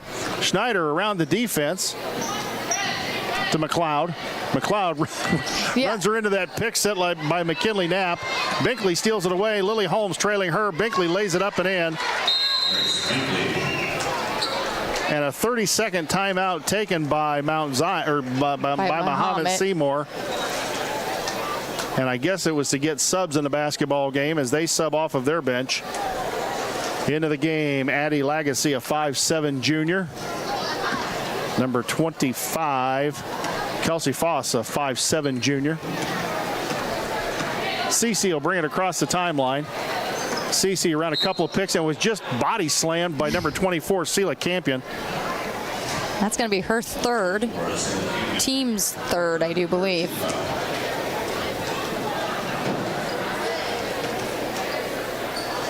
In the corner they go, Clark. Clark looking inside for looking Knapp. For Mack. Good pass into Mack, up and good. McKinley Knapp with good position. That's one of McKinley's fortes, is to get somebody on her hip down low and get the ball inside. And Mia Clark did a nice job putting the pass in scoring position for McKinley, and great teamwork there. 72-24, ball stolen away. CeCe Adams tapped it away to Lily Holmes. Lily picked up her dribble. She's in trouble. Ahead to Mia Clark. Mia, 13 seconds to go. Into McKinley again. McKinley, another bucket. McKinley Knapp with 6, and the clock is about to wind down with Lincoln up 50, 74-24. Young across the timeline from the volleyball line, a three. It's short. And folks, that's going to do it for senior night here at Roy S. Anderson Gymnasium. The final score is Lincoln 74 and Mahomet-Seymour 24. Lincoln goes to 28-0 on the year. Mahomet-Seymour will drop to 9-16. We're going to send it back to the WLCN studios for 2 minutes. A word from our sponsors. When we come back, we'll have the Grau Incorporated postgame show, an interview with Coach Rohrer, and we are going to have the seniors come up here for part of our postgame festivities. So stay tuned. Thank you for watching WLCN's live video stream coverage of Lincoln Community High School Lady Railer basketball. WLCN's live video stream coverage of LCHS Lady Railer basketball is sponsored by Bees Landscaping, Brian Clark State Farm Insurance, Chase Lowry, Edward Jones Financial Advisor, Culver's of Lincoln, Independent Health Insurance Agent Dara Entwistle, Darren Powell State Farm Insurance, Expedia Cruises, First National Bank in Tremont, Full Gospel Evangelistic Center of Lincoln, Heartland Community College, Lincoln, James Siddons, the Johnson family, Lincoln Heating and Cooling, Lincoln Land Communications, Me Realty, Renew Consignment and Thrift Shop,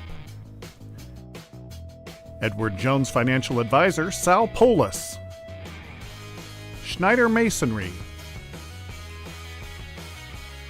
Mayor Tracy Welch. United Community Bank. Missy's Sweet Shop. And the LCHS Lady Railer Basketball Alumni.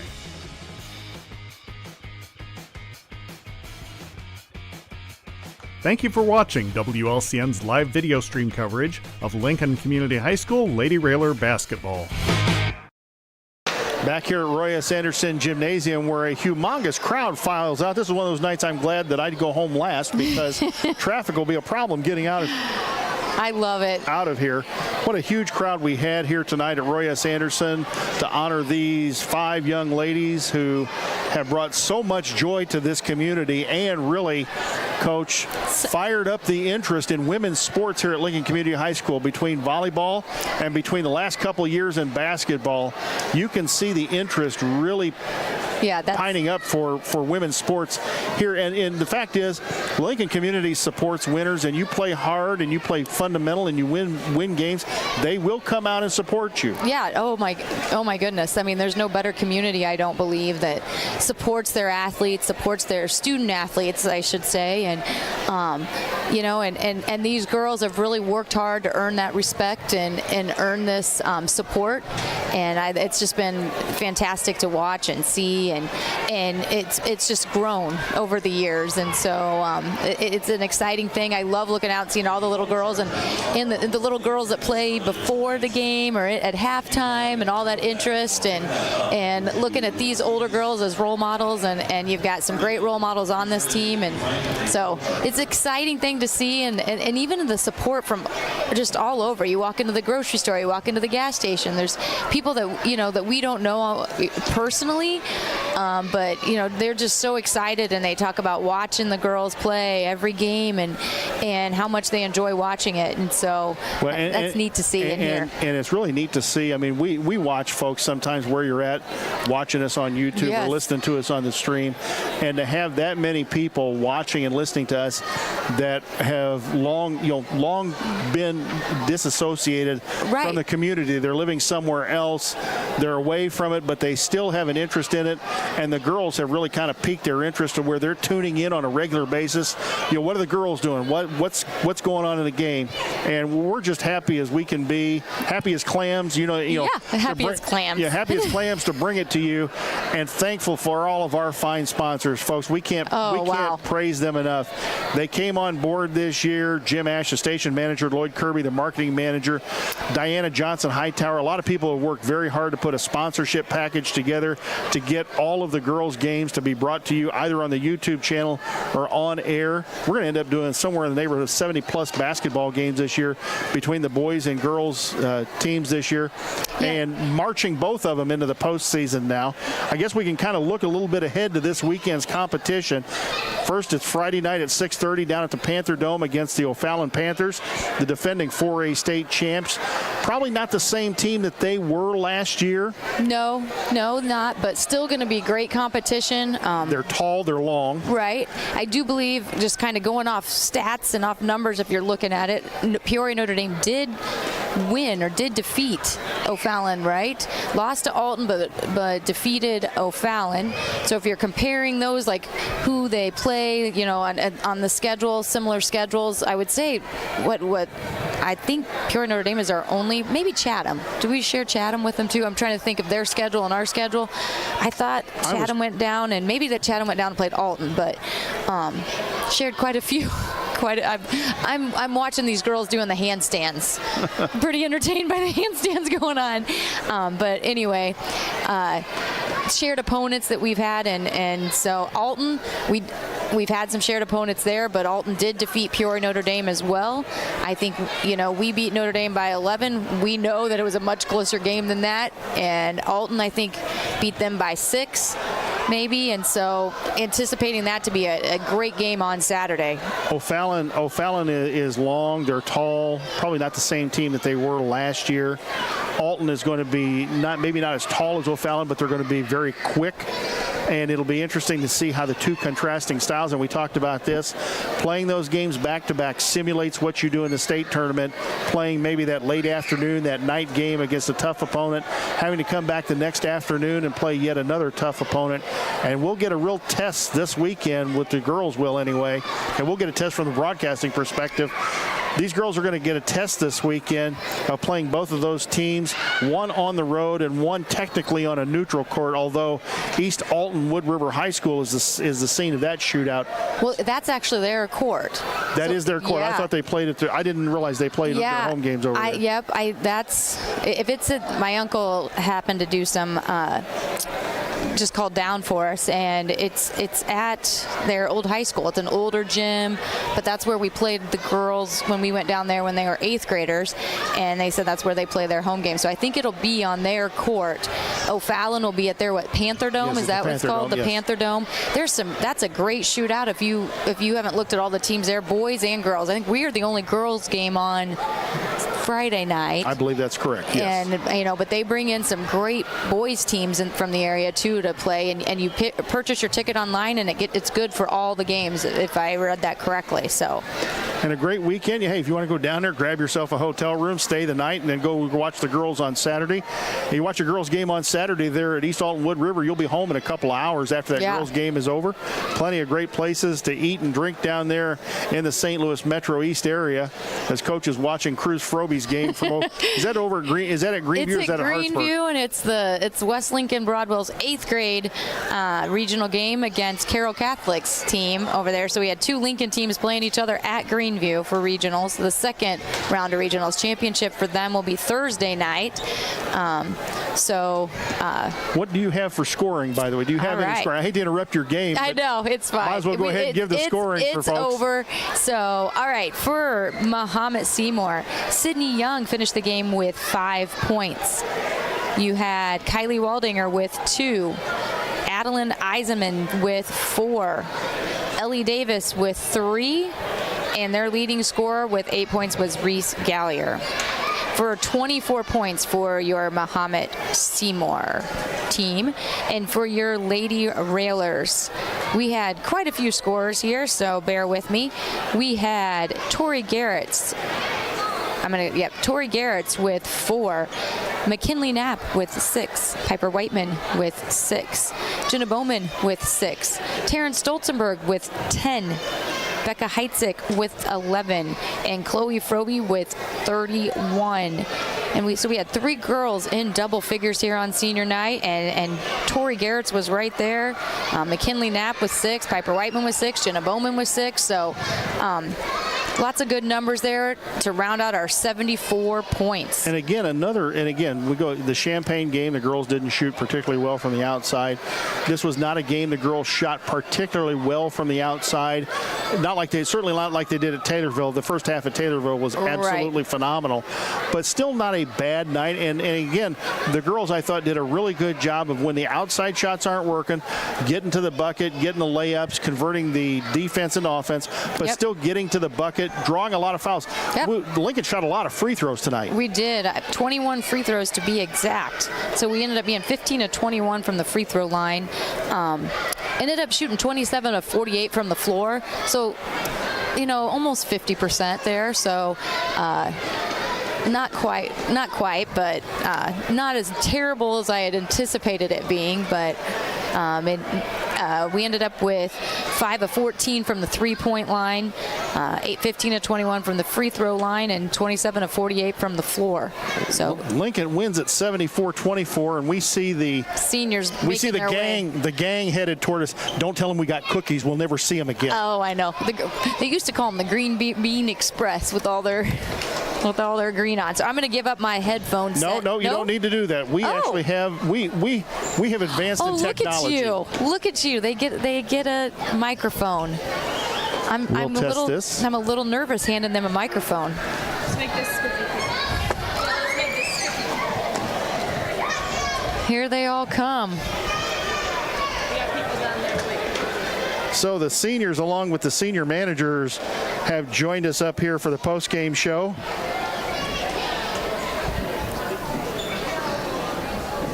There they come. We're missing one. And There she is. Tasmania. Here she comes. Probably having to talk to her fan club. Oh, No, she had to she's eat. eating. Yeah, she had to eat. Tamari. Let's talk to Tamari first. Tamari, tell us, how long have you been a manager for this basketball team? I've been a manager for 2 years now. How do you enjoy it? I really enjoy it. It's an experience I've never actually had, so I was glad I got to join in on the experience. What do you do? What's your primary function as a manager? Do you have set assignments for you? Mainly during the away games, me and Maya actually record. And they use the recording for stats, so it's a really important role.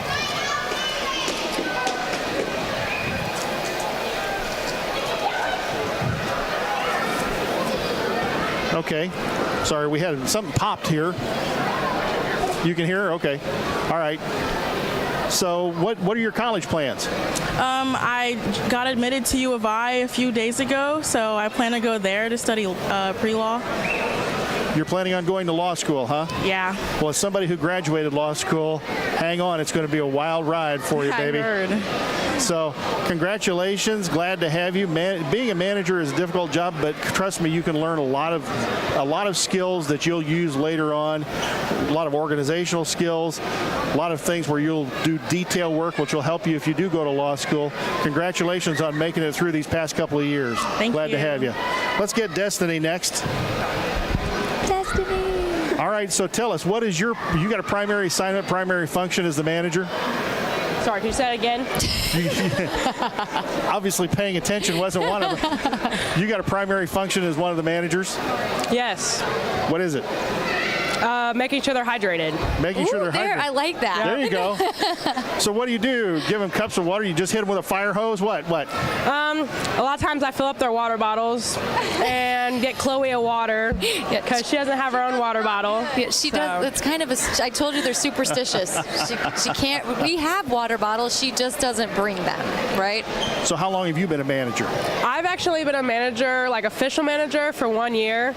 But last year for the state run, I was also a manager for them. So what have you learned being a manager? What have you learned that's going to help you as you go on in life and go on to college? I've learned that you really have to use everybody and make it like a team. Like everything you do, you have to use other people around you. So are these all like your sisters then? I'm not that close to a lot of them, honestly, but they are definitely really good friends. So where are you going to college at? Anywhere? I'm going to University of Illinois Springfield. Oh, cool. What are you going to study there? I want to get my bachelor's in exercise science and then my master's in athletic training. Well, we wish you a lot of good luck, and I tell you what, an athletic trainer will come in handy. Yes. Would you please give the microphone to the assistant coach, Mr. Fruget? Oh, here you go, Ryan. Yeah. His game plan. It was all his game plan. This entire. What's up? When did you get elevated to assistant coach? I've always been assistant coach. Okay, always been an assistant coach. There's D1 scouts coming. That's right. That That's come right. to watch him. So are you like a real assistant, or are you like a DBO, a director of basketball operations? You got to get the buses and the hotel rooms and the meals all set. Or are you actually a floor coach? No, I'm an assistant coach. No, there's a difference between being an assistant coach and a DBO. So are you actually a floor coach? You're actually out there on the floor coaching, directing traffic? Okay. Yeah. How about you got any recruiting assignments? Oh, plenty. Yeah, we got a few upcoming freshmen that we'd like to see, carry this program forward. So you've been with the team all 4 years? No, this is my second year. I understand they kind of had to talk you into being a part of it. Yeah, I was kind of hesitant at first because it was like, I don't know. I've never cut really into his seen social schedule. Yeah. I don't know. I would cut think into his social time, but didn't get to be around all the girls. He's become a celebrity. I know. He walked in the other night. It's him and 20 girls. I'm like, what other boy gets to just? Yeah. Yeah, I didn't realize how awesome it would be when I first decided to do it. But I mean, it's probably one of the greatest decisions I've ever made because this has just been a great experience. So what have you learned in your time with the team that's going to take you now through college and life? Well, I learned how to pick my friends because these are it's just a great group of girls. They're amazing people, and I'm just lucky to have them in my life. So where are you going to college at? I think I'm going to be an electrician. Really? There's a good. There's money in being an electrician. Trust me, I paid one recently, and it's a good occupation. It really is. Yep. So I think that's what I'm going to do in the near future, and we'll just see where life takes me from there. Well, good for you, my man. We wish you a lot of luck. Thanks for coming up. Would you hand it to Miss Baseline Bowman, please? I would love to. No. She's hungry. I'm starving. I'm telling you, she needs to eat. I know. You're hungry. How did Taryn get pizza and you didn't already? I don't know. All right. They just don't feed Jenna. That's it. All right. So where are you going to college at? That's a great question. I don't know yet. It's still a secret. She hasn't released it yet. Wherever you get the most NIL money? Yeah. All right, there we go. Yeah, we'll say that. Got it narrowed down to colleges? Yeah, narrowed down to 2. Do you want to tell people what it is? No, it's all right. I'll keep it a secret. All right. Well, you keep it a secret. That's fine. Yeah. Is it going to be far enough away from mom and dad that they're not there all the time, but you still go home and do laundry and raid the fridge? I'm not doing that, but they'll be fine without me. I don't know about that. I don't know about that. I will. Okay. All right, so how much fun has it been to go on this ride with these girls all these years? Because it's more than just the 4 years here. You've got the years at West Lincoln Broadwell. How much of a fun ride has this been? Oh, it's really fun. They're definitely a great group of people. I love them, but yeah, it's great. So what other sports do you play? I know you play volleyball. Yep. What else? And soccer. And soccer. Yes. Well, you ought to be in excellent shape then. So we don't know where you're going to college. We have no idea what you're doing with life. It's just you're floating along. So Jenna just floating along. That's Jenna. Yeah. That's fine. That's okay. Jenna. Hey, that's okay. At least it is. You know you're floating along. She knows that. So with that smile. Yes, with that smile. Sweetheart, you've been a joy to watch. Your shot is excellent, and we wish you a lot of luck. And there's still work to do. You know that, don't you? Yes. We still have work to do. Yes. Okay, would you mind handing the microphone to Miss Garrett's there, please?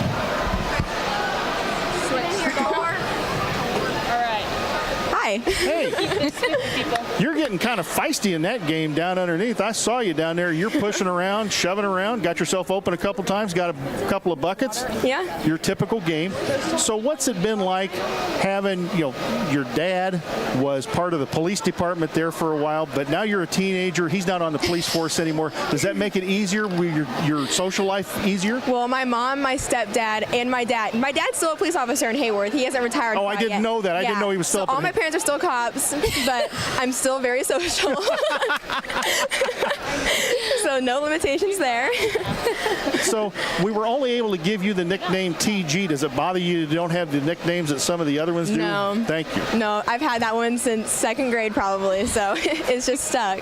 So what's it been like? I mean, you girls are obviously very close. You're all kind of besties. Your families all interact together. Is that a good thing? Yeah, absolutely. They feel like family, and I love them all to death. So what's it going to feel like after this year when you all kind of go your own separate ways? You still going to stay in touch? Oh, absolutely. We've been really close friends since preschool and played ball together ever since, and we're not just going to fade apart. We're going to keep in touch. What are you going to do for college?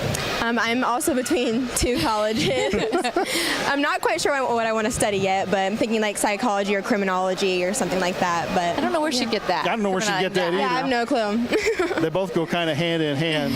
Yeah. So there's still work. You still got work to do. Absolutely. Was there a lot of tears tonight, before the game? I got a little teary-eyed during that video, but yeah, I didn't cry. I just got really teary-eyed, but it's still very emotional.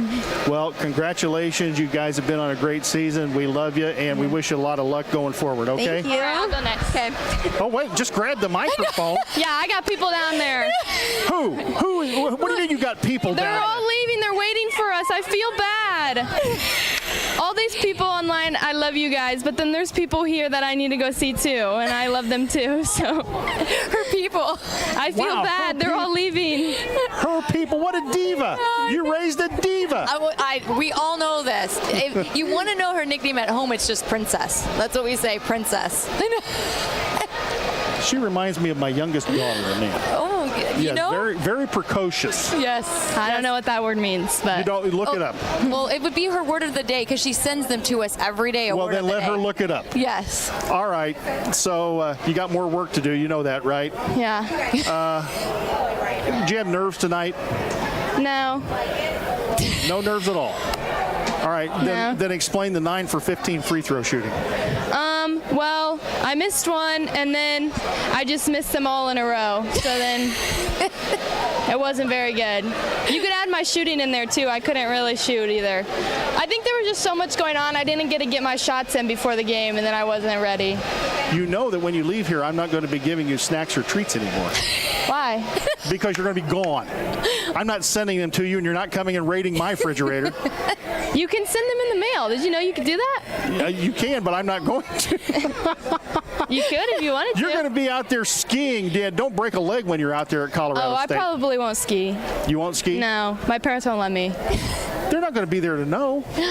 We will find out. They'll find out. You think they'll find out? Yeah. So are you ready for the... And why would I go skiing and not post pictures from it? So well, that's true. So they would find out that way. So are you ready for the next step of going to college? And you know you got more work to do, right? Yeah, we got to finish this season, and then I can focus on college and training for that. So how different do you think is going to be the fact that you're going to go out there and you're not going to be surrounded by these 4 ladies and not have them to pass the ball to or pass the ball to you?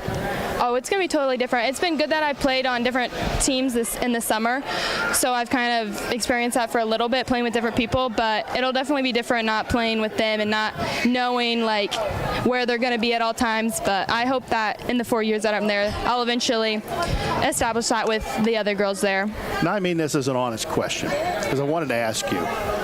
You have dealt with a lot of attention for quite some time.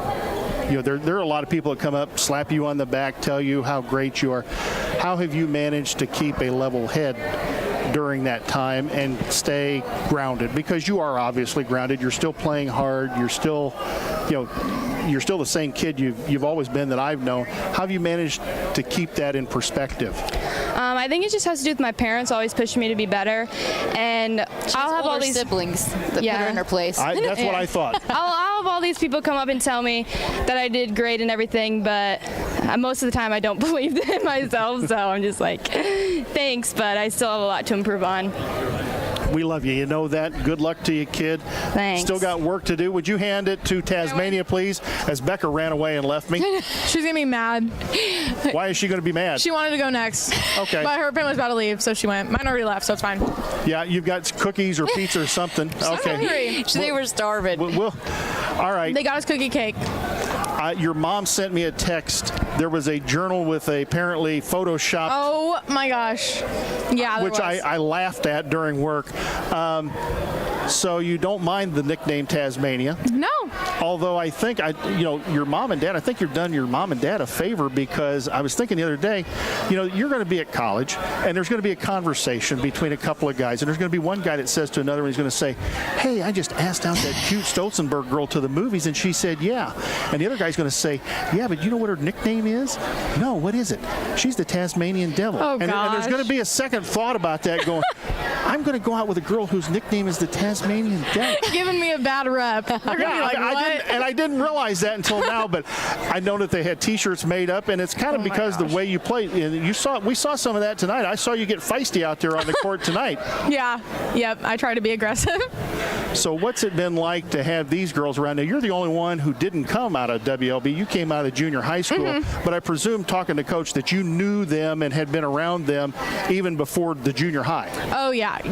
Growing up, going to the junior high, I'd always heard about them, going to WLB, winning state back-to-back, and volleyball and basketball. And I was like, wow, these girls sound awesome. And so then we started hanging out in, I want to say, like 6th grade, like just a little bit. What I thought was about 6th grade. Yeah, and then once we got to high school, it just picked up, and we became even closer, and I'm so grateful for that. So what's your plans for college? Well, is it super secret like it? Yeah, I have a few places. I haven't decided. I have a few places for different sports, so I'm still kind of deciding what I want to do. I'm going to give my softball season a little bit to see how I am then, and yep. And that's it. That's all you're getting. That's all you're getting. That's all you're getting. So I know you play volleyball. You play softball too. Have you played volleyball all 4 years? Yeah. Softball all 4 years too. Do you have a preference of any of the sports? I've talked to a school for volleyball, but I'm leaning towards either volleyball or basketball. Okay. Yep. Well, that sounds good. Yep. All right. So we wish you a lot of luck. We love you, kid. Thank you. Good luck in the future. Let's see if we can get Miss Heitzig up here. She's probably giving an interview she's to the talking media. to some boys. I don't even see her. She's right here talking. Oh, she's right here. Coach Rohrer was going to get mad at us because we made her sit here and wait for this long. She's wanting to get home. It'll be a very short question for you. Hi. Hello. Okay, and you got a cookie from somewhere. Yeah, that's pretty sweet. We have nicknamed you the Energizer Bunny because you just keep going and going and going and going. I've never seen anybody that has the conditioning or stamina that you do. So what's next for you? You're going to college out at Iowa State. Yep. And out in Ames, Iowa. Are you prepared for the cold weather out there? Honestly, I thought I was, but then we had this little cold spree here, and I was like, oh gosh, I'm going to have to walk to class in that. You are thinking now that Florida State looked really good, or wherever, Florida? Not Florida. So my cousin had a thing. It's too hot to run there. Okay. Rain or snow, I need a middle. Nikki don't go. That's what she said. I'm not sure that would be good. Don't tell your parents I said that. Rain or snow, Becca don't go. Rain. I like rain. So Vanderbilt in Nashville has a wonderful little campus, by the way. It's too city-y. Well, you listen to this. She went there and looked there. Yeah. She did visit there. Lipscomb, which is in Nashville. Yeah. So, yeah. All right, so you're going to Iowa State for cross country. You know, you may be, and I don't know if you know this or not, you may be the most decorated athlete ever in the history of this high school sports because of the medals you have in cross country, track, volleyball, and basketball, and that is quite an accomplishment for you. But I sense that in many ways you couldn't have done it without the help of some other people. No way. Yeah. Definitely not. None of the team ones without any of my teammates. Yeah. Without them, that would have been, yeah. So what's, they the push team each sports other. and individual sports are way different. It feels like, honestly, I'm a lot more in control of myself for like individual, but team sports is a lot harder. This is like a family and it's like an extended family because all the parents are close to each other as well. They talk back and forth, text back and forth. You're all close to your coach as well. What's it going to be like, though, for you? Can you imagine what it's going to be like for you? Because next year you're going to be enrolled. You're going to be out in Ames, Iowa, and your sisters are going to be all over the place. Yeah, honestly, every day I kind of picture it, and it's kind of scary a little bit, but I know that we'll all be, doing what we're supposed to be, and hopefully we'll be able to stay in contact because, But they all have FaceTime now. And hopefully we'll be Snapchatting each other, and whatever. Jan Bowers and I did the game Saturday from Champaign. We were talking about you, that you are one of the few girls who is a true jump shooter. You don't see it very often, even the boys' game, that you elevate and your shot comes at the top of your jump. Where'd you learn that? My grandpa, Denny, from a young age, he played basketball at Broadwell High School, and that's his trademark shot. He tried to teach me when I was younger, but I was not that strong in grade school. But he took her out to the rec, I think, when she was in kindergarten, first grade. He goes, I know you're not going to be tall. He's like, so I've got to teach her this jump shot, and he would take her out. He's like, your arms reach up, that gives you 2 feet, and then your jump gives you a foot, so you can get over those tall girls. So where did the mid-range jumper that you have that I love come from? Because most kids either today they want to get to the rack or they want to shoot the three-point shot. Where do you come in with the fact that you have the mentality, hey, this 10, 12-footer, I'm nailing it. This is as good as anything else? I don't know. Maybe, I don't know. It just comes naturally, honestly. I just maybe I'm a little fearful of contact. I'm not Chloe, she'll go in there and into that contact, but I'm working on it. Sometimes I'll take one in. So you've added kind of this year, you're kind of stepping back and you're taking a few more three-pointers that we've seen and you're nailing them.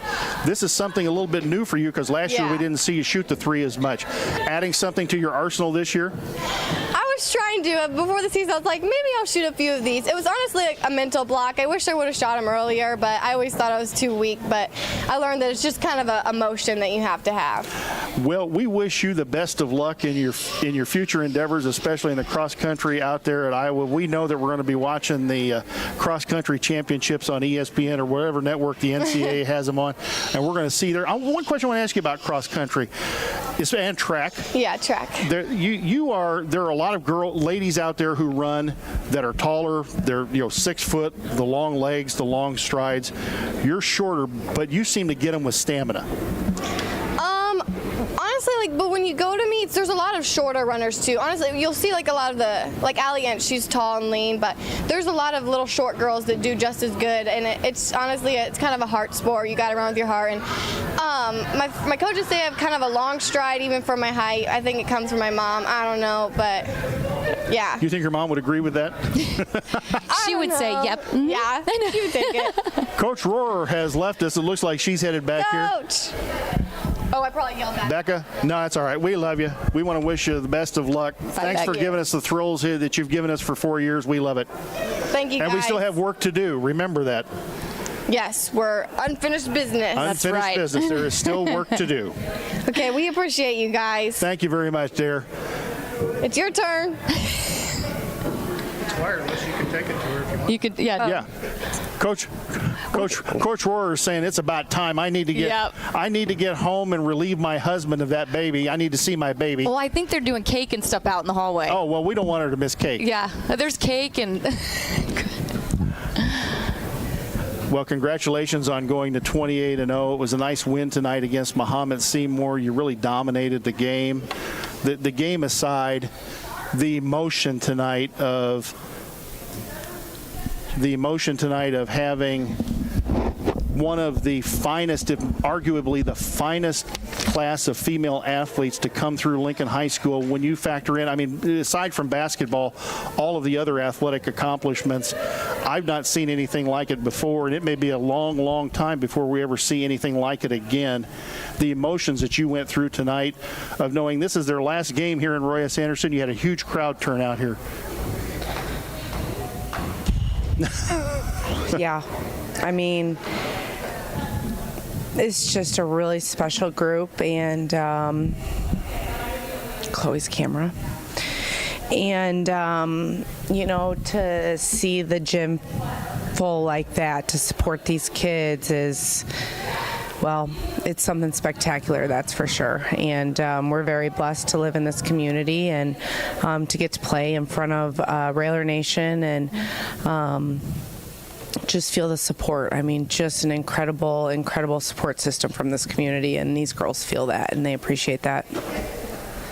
You have gone now, you got over 200 victories here now. You are undefeated on the year, and as we've talked to these girls and reminded them, and they know it, and it's amazing to me that they still have it in their minds. This was a celebratory night, but there's still unfinished business. They still have work to do, and they know that. Absolutely. They know that. I mean, and, that's why everybody was like, are you going to be sad? Are you gonna be... No, because it's not the end. We're a long way from the end, in my opinion. So the goal is, to bring home a state title.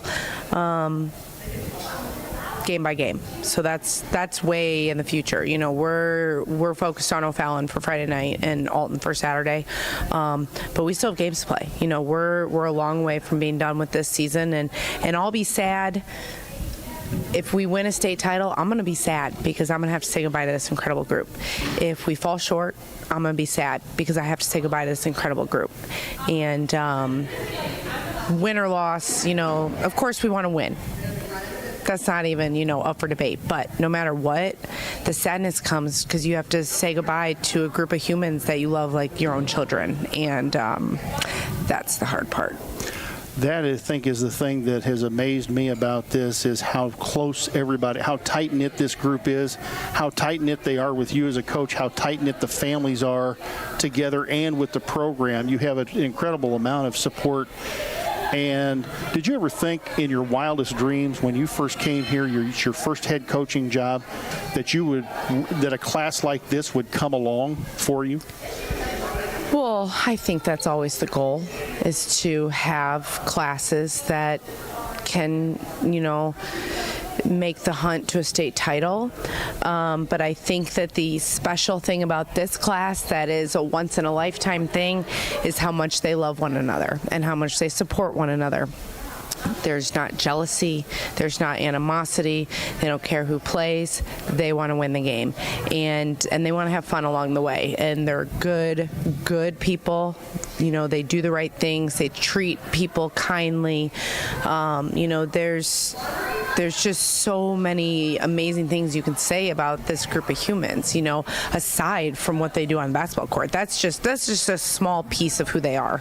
And I think that is the thing that, I think people sometimes forget is these are kids, and they're very special kids, but they're kids still, and they have just done an incredible job of handling pressure and just growing into really strong and special and just incredible human beings. I think, and I'm going to speak from my own perspective here of growing up here and watching basketball here for 50 years, giving away how old I am, unfortunately, that there has always been, they talk about the cardinal way, but there's always been a Railer way of doing things. And there was a certain way you carried yourself. There was a certain way you represented yourself in the community. There were certain behaviors on the court and off the court that were not tolerated at all. There were some people who tested the limits and they found out what the punishment was for doing it. To your credit, these kids' credit, their families' credit, this has been one of the classiest bunch of kids to represent Lincoln High School in the history of Lincoln High School. They carry themselves very well. It's a sweet group of kids. I've never heard anybody say anything bad about them. I've never heard them say or do anything. I presume they're not perfect angels, but I've never seen them. Well, I mean, come on, they're kids. They're still kids. But at the same time, I've not seen them do anything bad on or off the court where I have seen other schools that we have played. I've seen bad behavior out of kids. I've seen bad behavior out of coaches. I've seen bad behavior in the stands. That is a testament in part to you and your program that you are also of that mindset. There is a line in the sand. This is the way you will do things. This is the way you will behave. And you don't cross this line. Well, I appreciate that. I mean, I've tried to set a precedent, when I took over, but I think the important thing is that, these kids, that's just who they are as people. I don't have to enforce rules with them because they're just good kids, and they know right from wrong, and that's something that I talk about at my meeting is you're young adults, right from wrong. Just live by the do right rule, and we'll all be okay. I just these kids, they were raised really well, and they're special. They treat everybody kindly and always got a smile on their face. You could go on and on. I feel like, sometimes words don't do justice, and I don't think that words do justice to this group of kids. I think that when the historians look back at these kids, they will go, wow, as we are going wow now. I think that the legacy that they're leaving behind is a full gym of people and an interest in women's sports here in Lincoln, Illinois that probably didn't exist before. And we're seeing it even down at the younger levels where you're seeing younger girls. They want to be Chloe Frobe. Absolutely. They want to be Becca Heitzig. They want to get out there and play. I want to get out there and play. I want to be them. And you're seeing that even that interest down there at the youth levels where you're seeing people coach kids. You're seeing the better coaching at the grade school levels to get it to you into the feeder systems where those kids are prepared when they come in the door. Right. I mean, yeah, it starts at the bottom. The kids getting a ball in their hands and doing the biddy ball and those things, that's where it begins. It doesn't begin when you get to high school. Like, if they go on to play college, we're the second to last stop in the road. There's a whole plethora of incredible coaches who have done wonders that have fed kids into our program for years. Sometimes it's a couple, sometimes it's a very special group like this one. And that's a credit to what happens at those lower levels. We're going to let you go because we know you want to grab something to eat and get home and see your baby. But thanks for coming up and joining us. Hey, it's going to be a tough weekend. You got O'Fallon Friday night. You got Alton Saturday afternoon. Going to be a tough weekend. But we're going to be two fun games for both you and the girls. Absolutely. You get some challenges, some different challenges, and back-to-back nights. So kind of simulating what you do at the state tournament, and you'll kind of see how you come out of there. But thanks for joining us on the post-game show. Appreciate it. Thanks for being here, and thanks to everybody who came out and watched the ball game live. live, and thanks to everybody that tuned in and watched on the internet. We appreciate the support. Unfinished business. We still got games to play. Absolutely. All right, that's going to wrap it up here from Roy S. Anderson Gymnasium, an extended postgame show here on WLCN and the YouTube channel. Thanks to Lloyd Kirby for manning the camera tonight and being our marketing manager, for station manager Jim Ash, for Joe Lee, who ran the board a little later than she thought she probably would be back at the studio, WLCN Studios. I want to thank her for tonight. Thank all of our sponsors. Please patronize them.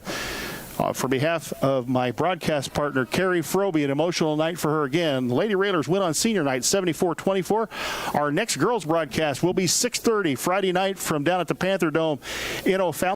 Please have a game Friday night as well. Check our Facebook.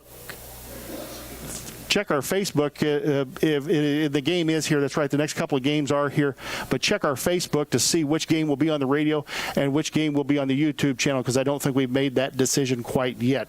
So this is Jay Harden signing off from Roy S. Anderson Gymnasium. Again, Lincoln wins at 74-24. Good night, and thanks for listening.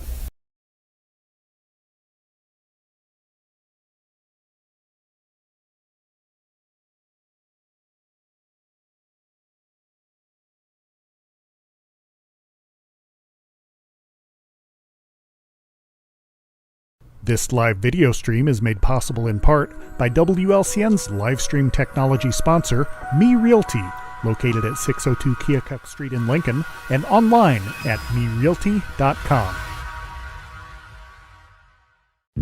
Brian Clark State Farm offers a range of insurance products to fit your unique needs and give you a peace of mind. Our dedicated team helps you find the perfect policy to safeguard your biggest investments. Brian Clark State Farm can steer you in the right direction on auto insurance, and we've got your home covered from natural disasters to unexpected accidents. Contact me, State Farm agent Brian Clark, at 217-732-6211 or visit sfinsurelincoln.com. Go Railers! Full Gospel Evangelistic Center makes an impact locally and beyond through a wide range of events, ministries, and outreaches. Pastors Steve and Debbie Owens invite you to worship Sunday mornings at 10:30 and attend Wednesday night Bible studies at 6:30. Connect with FGEC online, follow them on Facebook, download their app, and visit their new website at myfgec.org with live YouTube video streams as well as recordings of services and special events. Full Gospel Evangelistic Center, 304 North McLean Street in Lincoln. Culver's is a family restaurant. To me, that means being the place that puts a smile on everyone's face. We're famous for our cooked-to-order butter burgers and frozen custard made daily inside our restaurants. But we've always believed more menu options mean more ways to brighten your day. We source the finest chicken to bring you our tenders and chicken sandwiches. And our cheese curds. They're a Wisconsin tradition we're proud to share with you.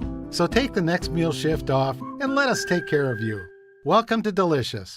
Culver's, home of the Butterburger, 2530 Woodlawn Road in Lincoln. Whether you're buying or selling your home, the brokers of Me Realty will work with you to get the deal done.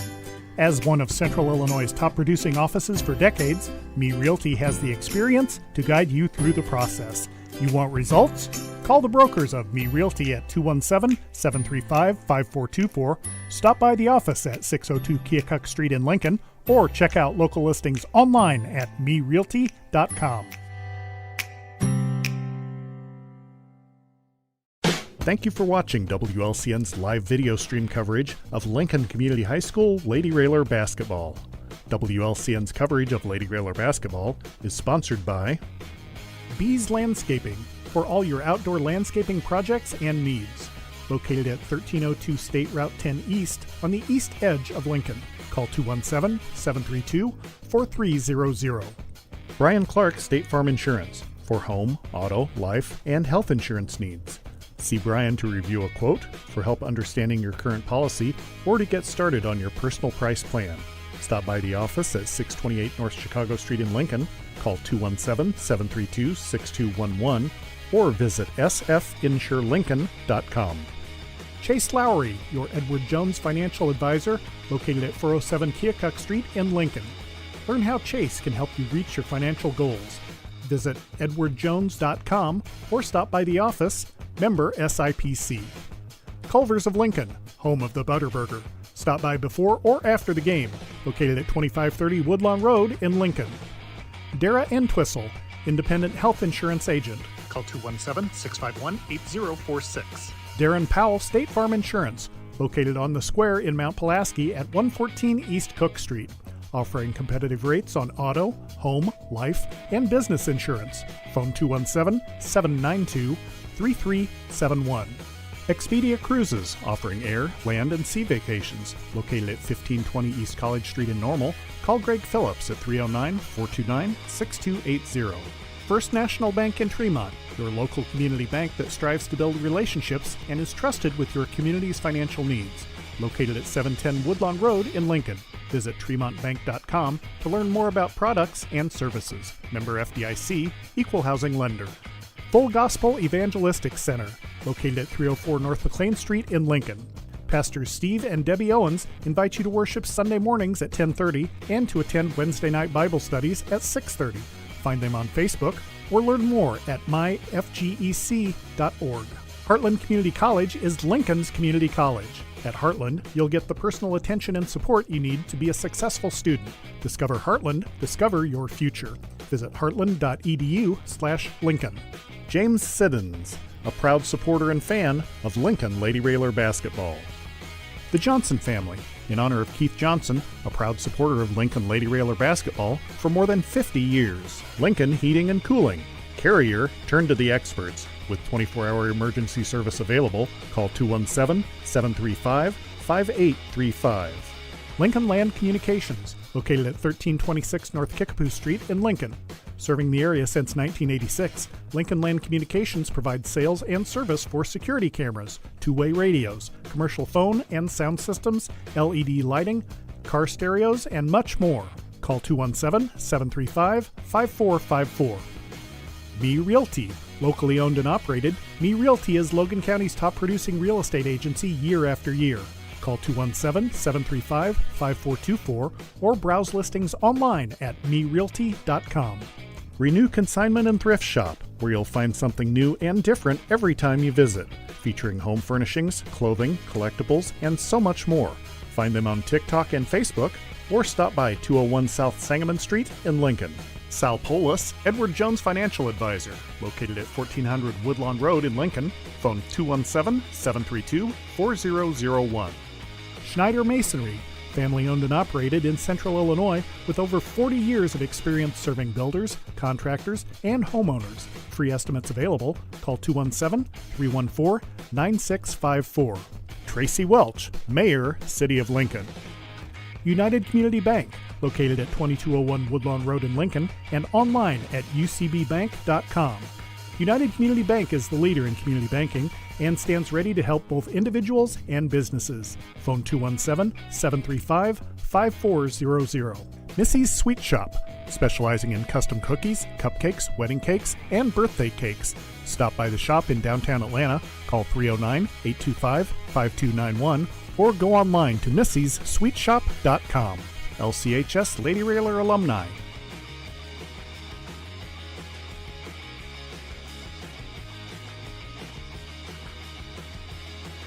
Lincoln Lady Railer basketball, a proud tradition of Lincoln Community High School athletics. Once a Railer, always a Railer. Thank you for watching WLCN's live video stream coverage of Lincoln Community High School Lady Railer basketball.